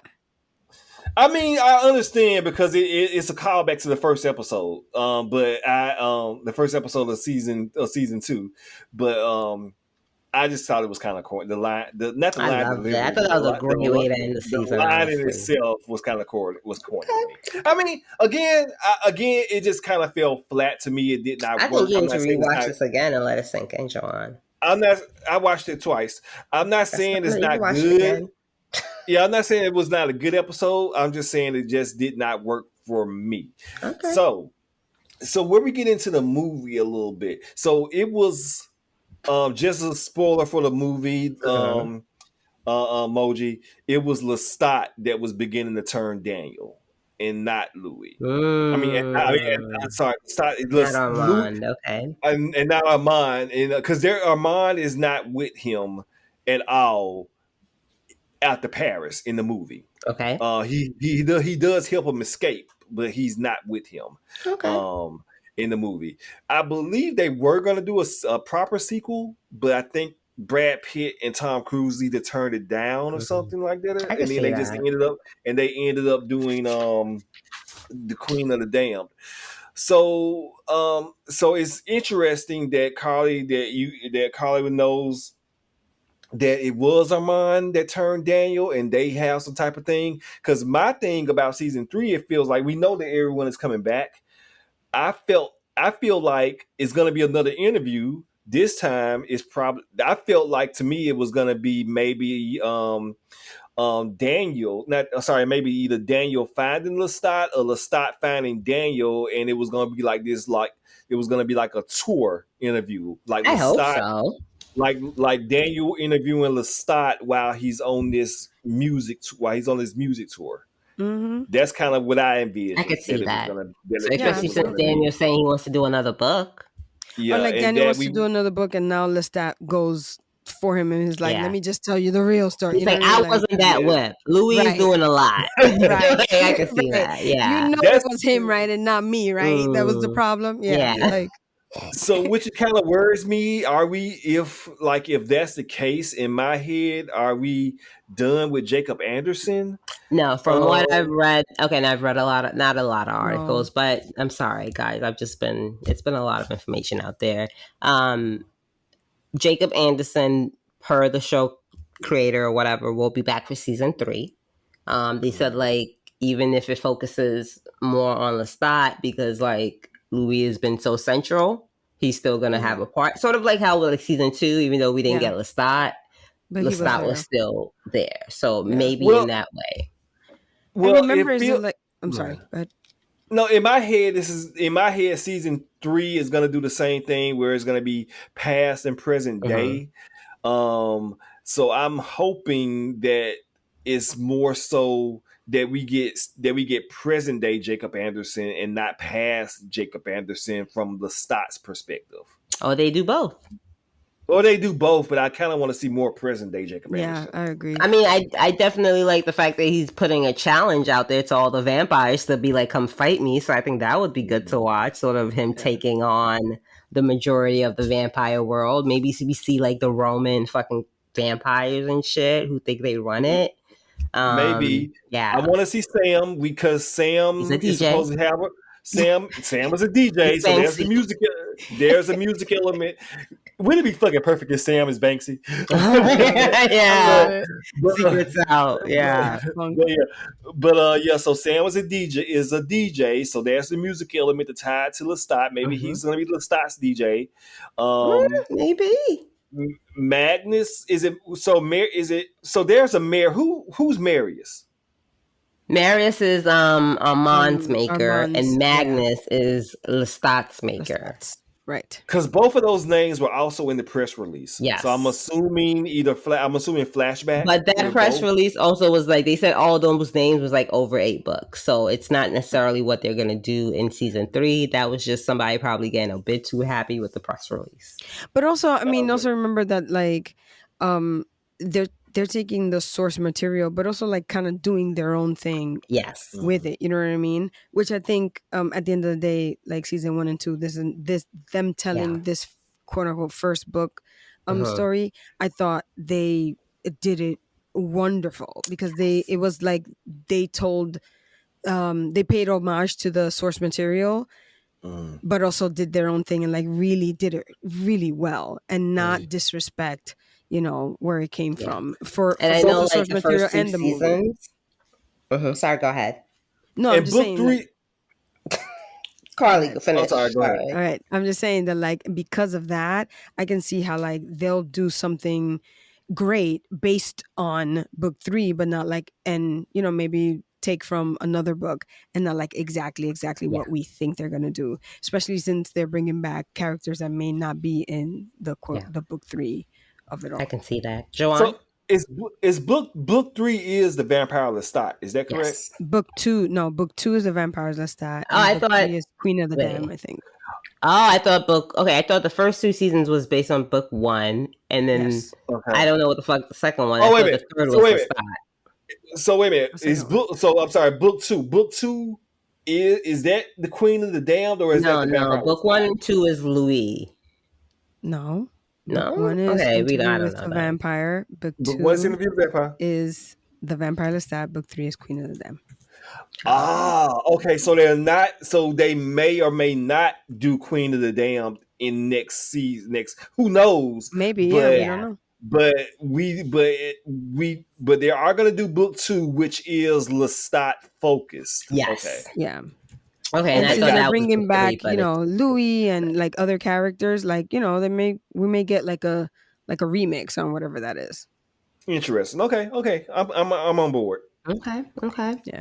I'm honestly, I might read the book with Lestat because like the word on the streets is like obviously they've reunited and forgiven each other, but then like throughout the fucking 11 books or some shit, like they're together, then they break up, then they're together, and then they break up because they're fucking toxic.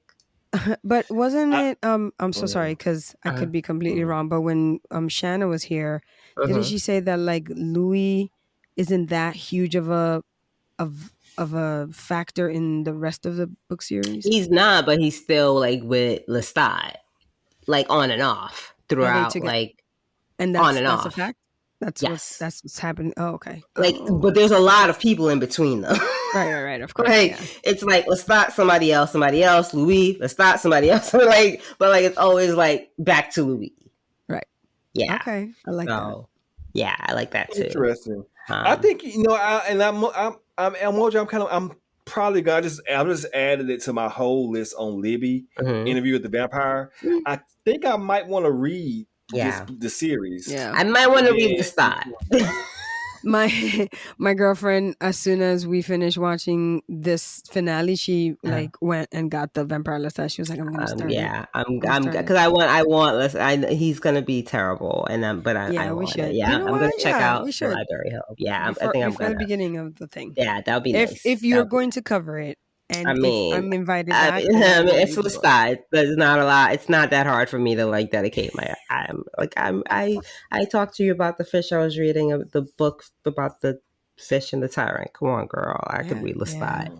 I have a lot of train rides and a lot of reading time, but okay, so let's get into feedback because this has been a wild ass episode. But let's jump in it. Let's jump into it, and thank you guys all for sending in feedback. I super duper appreciate it. Shout out to everybody who's been liking the videos on YouTube. I'm finally gonna over this holiday weekend put up the TikTok page and start putting shit up in there.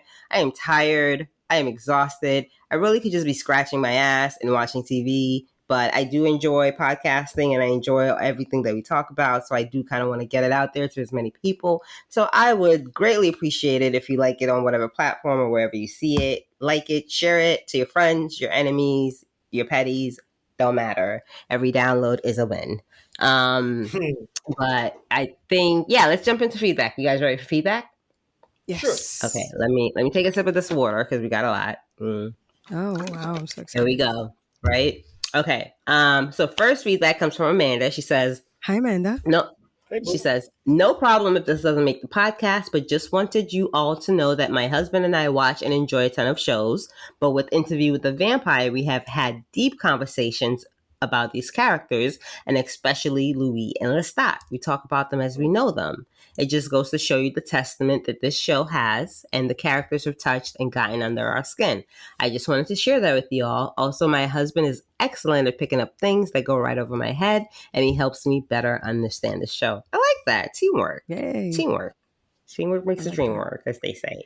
And it's always fun watching something like this with somebody else because then you do get to dissect it. Yes, you guys have made this 50 times better than watching it on my own. And I've loved seeing the fandom blow up for season 2. And everybody's just equally insane. I love it. Next feedback comes from Elisa. Hey, Elisa. Hey, Elisa.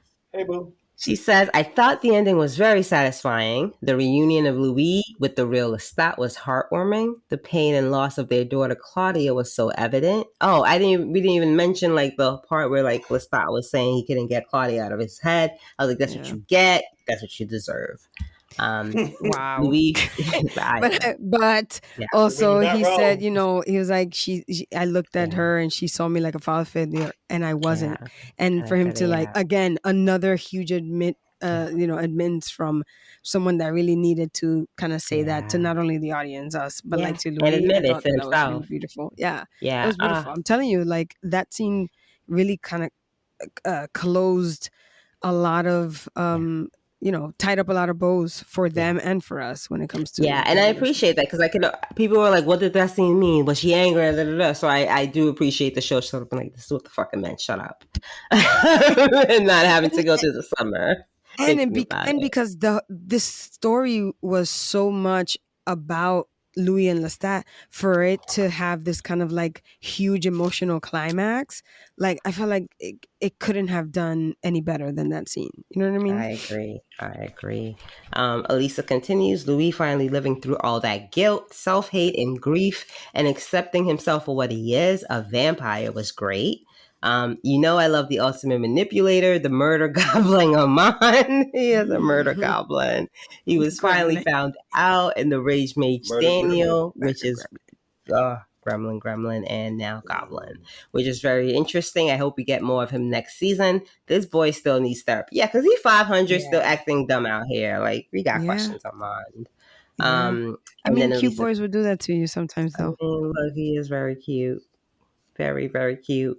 Elisa then finishes, all in all, the best show of 2024. I hope it finds even more recognition when it goes to Netflix next season. Yes. The Vampire Lestat meets Queen of the Damned. Oh, indeed. Oh, I would love that. That's would love awesome. That.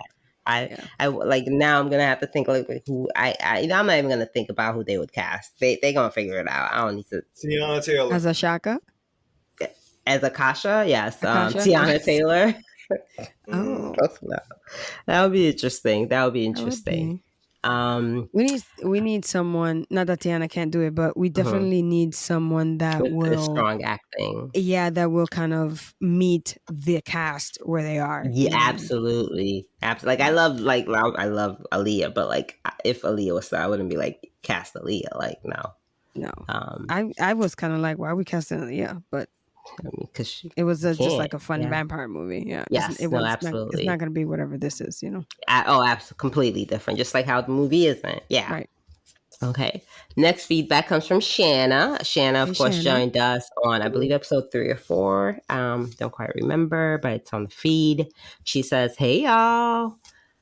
Can't wait to hear your thoughts and theories, if you have any, on the finale. Jacob was amazing. I think he did about 5 accents in this episode alone.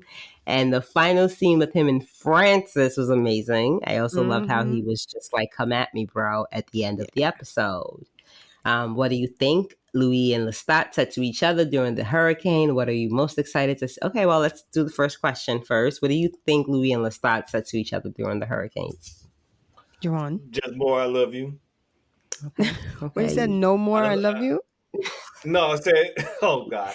No, just more, I love yous or I miss you, okay. So I don't think it was anything of any substance. Wow. Okay. Carly, what do you think? I'm sorry. You don't think I love you and I miss you is enough substance? Juwan is just angry. He doesn't know that. You're in your feelings right now, sir. He's like, I felt this. Like, Juwan, you are absolutely in your feelings. I can't wait for you to work through this. Really not for these. For these motherfuckers, no. For these motherfuckers, no, it's not of any substance. I don't like them together, and I don't think that they. What have we been watching for 2 seasons? I think that they were in love with the concept of being in love, especially Lestat. So I don't believe it. I do not believe. I would say that more for Armand. Armand is more in love with the idea of being in love than actually in love with someone. Like, again, I hold on to the fact that Lestat's dumbass stayed with Louis through the worst of his I would say like this. Armand loves out of obligation, or Armand loves out of duty and obligation. Lestat loves for entertainment, and I don't think, in that sense, I do not think it's something that is pure and true. Wow, that's wild. I could see how you would say that, but I would say with the existence of Claudia, that elevated their relationship, especially with them sort of working out their grief of Claudia. What I would say they said to each other, I would say, like, I could definitely see like Louis being like, "It's okay, I forgive you," or "It's okay, like, it's okay." I don't know. I don't have anything eloquent to say, but I definitely think it was sort of like we're good. Okay, and then Shanna also asked. Sorry, I was gonna say that I think it was like, "I forgive you." Yeah, but we can't do this anymore. But I don't know that last part. Right? We could absolutely do this. The other question Shanna had is, what are you most excited to see in season 3 when we switch to Lestat's POV? Carly, what am I most excited to see when we switch to Lestat's POV in season 3? To be honest with you, I want to see who Lestat is. Who he sees that he is, but I want to see that like another version of him. Like, that has become, since last episode, has become kind of like my favorite thing, because we keep getting versions of these people. Like, who's the real Lestat? like who's the closest, or like he was so dramatic. I know he's definitely a very emotional, dramatic guy. It's kind of part of his charm. But to me, I find it fun to kind of like, then what is like, what would be similar out of all the different Lestats that we see? What is the what's the thread? You know what I mean?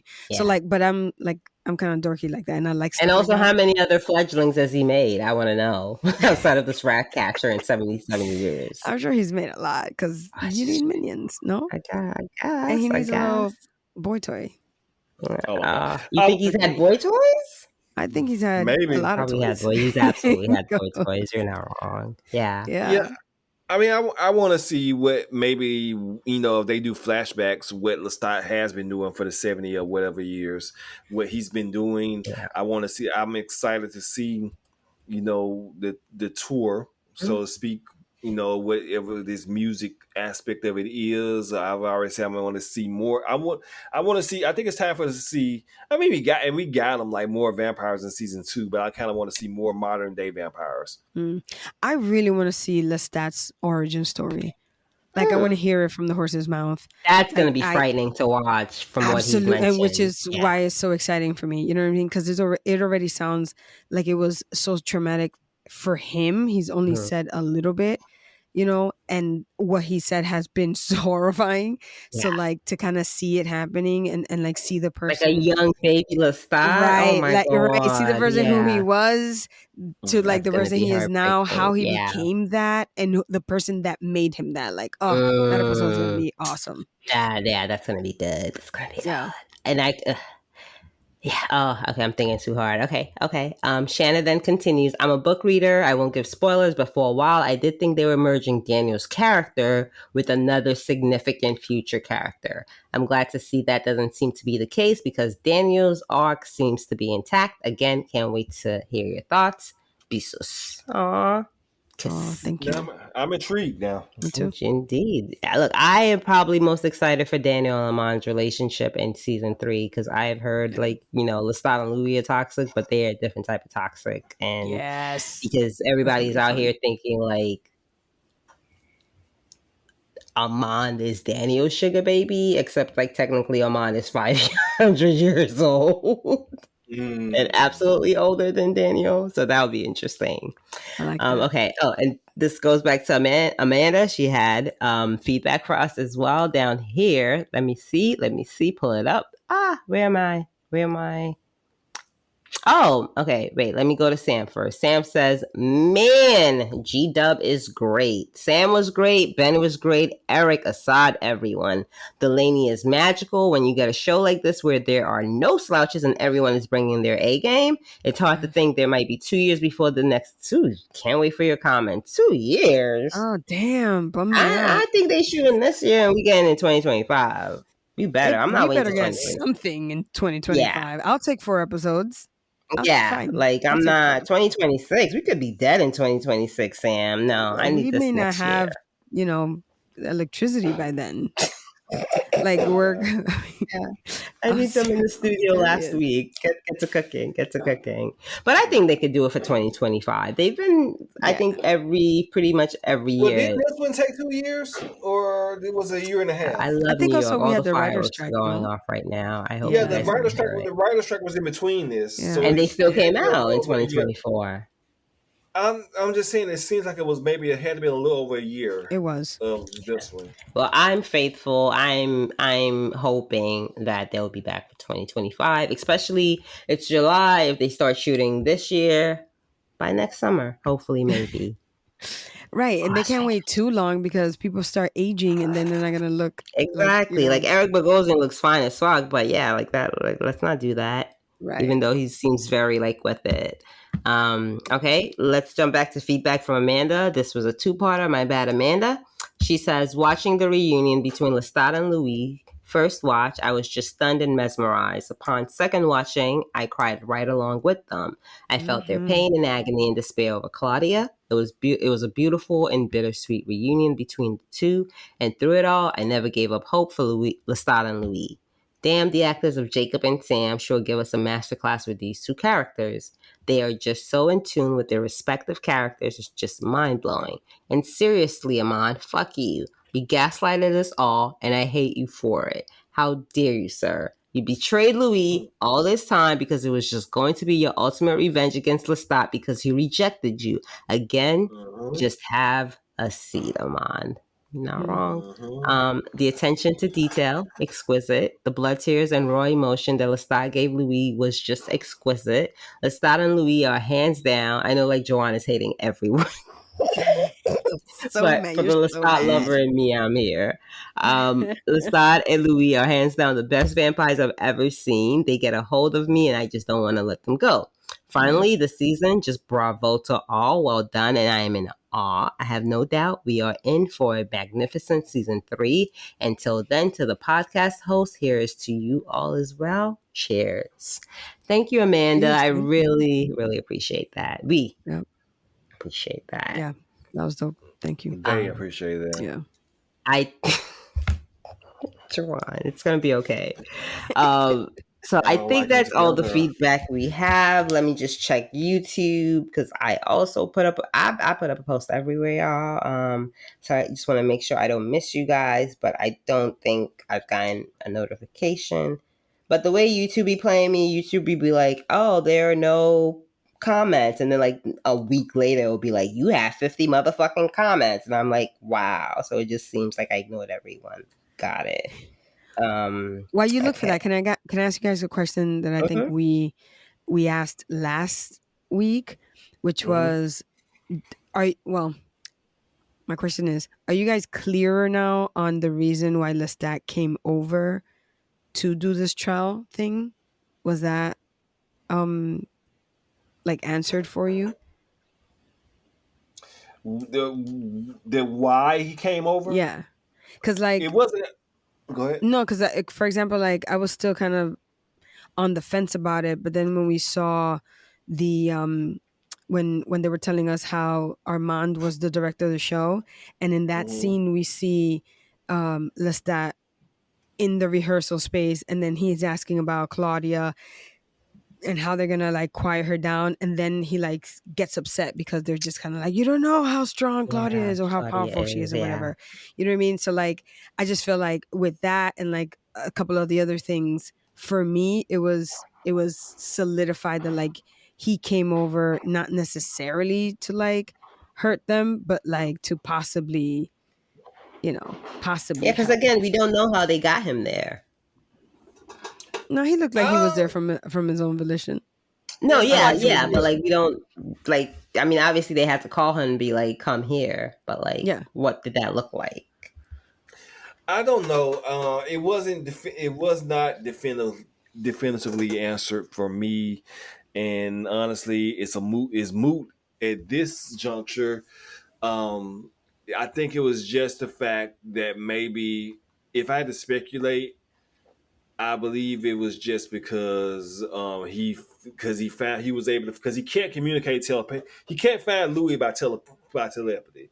So I think it was just more or less, I want to see Louis again. Even if it is this trial, I'm sorry, Claudia, you are a casualty of this. I shouldn't have made you anyway. But I think it was just as more or less trying to get these two people back in a room. I mean, the two actors are amazing, so that was sort of like House of the Dragon this past week. Like, did we need Rhaenyra and Allison in the same room? No, but those two actresses need to be in the same room together. So that's how I took it. Emma Darcy and yes. Yeah, like you just if you get them in a room, you get them. You need them in a room, honestly. Yeah. So I think that is all the feedback we have. There is a comment I just saw on the YouTube page, which I'm just like, this person, let me see. Synonymous says, this is in a comment to my reaction, where they said, I want to like the reaction, but it's really hard to follow when we don't know what part you're on and needs more clips, not slides, or at least audio from the show where we can hear. I'm going to say this. One, it has both audio and video and slides, a combination of all three. So I'm kind of confused as to that comment, and you can absolutely hear the audio. So I would just say check your tech on your end, because yeah, that took me like 12 hours to put together and my arm cramped up. So pretty sure it has audio and all of that other stuff. But yeah, that's all I gotta say. The post I put up for you guys to put up feedback on YouTube, I can't pull up, so I really fucking hope no one left feedback on there, because if y'all did, I'm not seeing it. I'm not seeing it, and I apologize if it. Let me go here. Post. Here we go. Okay, no, it's got likes but no feedback. Okay, I'm good. So yeah, that is it for season 2. Since again, I'm so crazy about this show, I feel like when I look back, I will probably end up doing like an Easter egg video if I notice anything that makes sense and worth it to upload. Check that out in the future. But I love this show. I love this show. 20 out of 10. Joanne, even though you didn't like how the finale landed, how did you feel overall about season 2? Overall, I love season 2. Like I said, the finale just didn't land for me, but it did serve its purpose as a good episode of television, and made me excited for the 3rd season. Okay. But yeah, overall, Interview with the Vampire is still is a top-notch prestige show that everyone should be watching. Absolutely. Carly, what did you think about the season overall? Yeah, pretty much same. Like I thought this season, and it's funny because like I only thought about this after watching the finale, but it was a great where we got the break between the 2 parts that they did was a really great one, because having this season just kind of focus on Paris, I thought was a great move. And it still kind of kept the story going. I loved it. It was beautiful. The addition of Delaney coming in to do this version of Claudia, I thought was just fucking brilliant. Gorgeous. Everything. This was an absolute fantastic season, and a great addition to like the pantheon of TV in general. Like it's absolutely prestige TV, and everybody should be watching it. I hope they find a way to integrate her in 3rd season. I apologize for interrupting as well, but I hope they find a way to integrate her into the 3rd season. Maybe she's gonna be the devil/angel on Lestot's shoulder. Maybe next season. That would be kind of cool.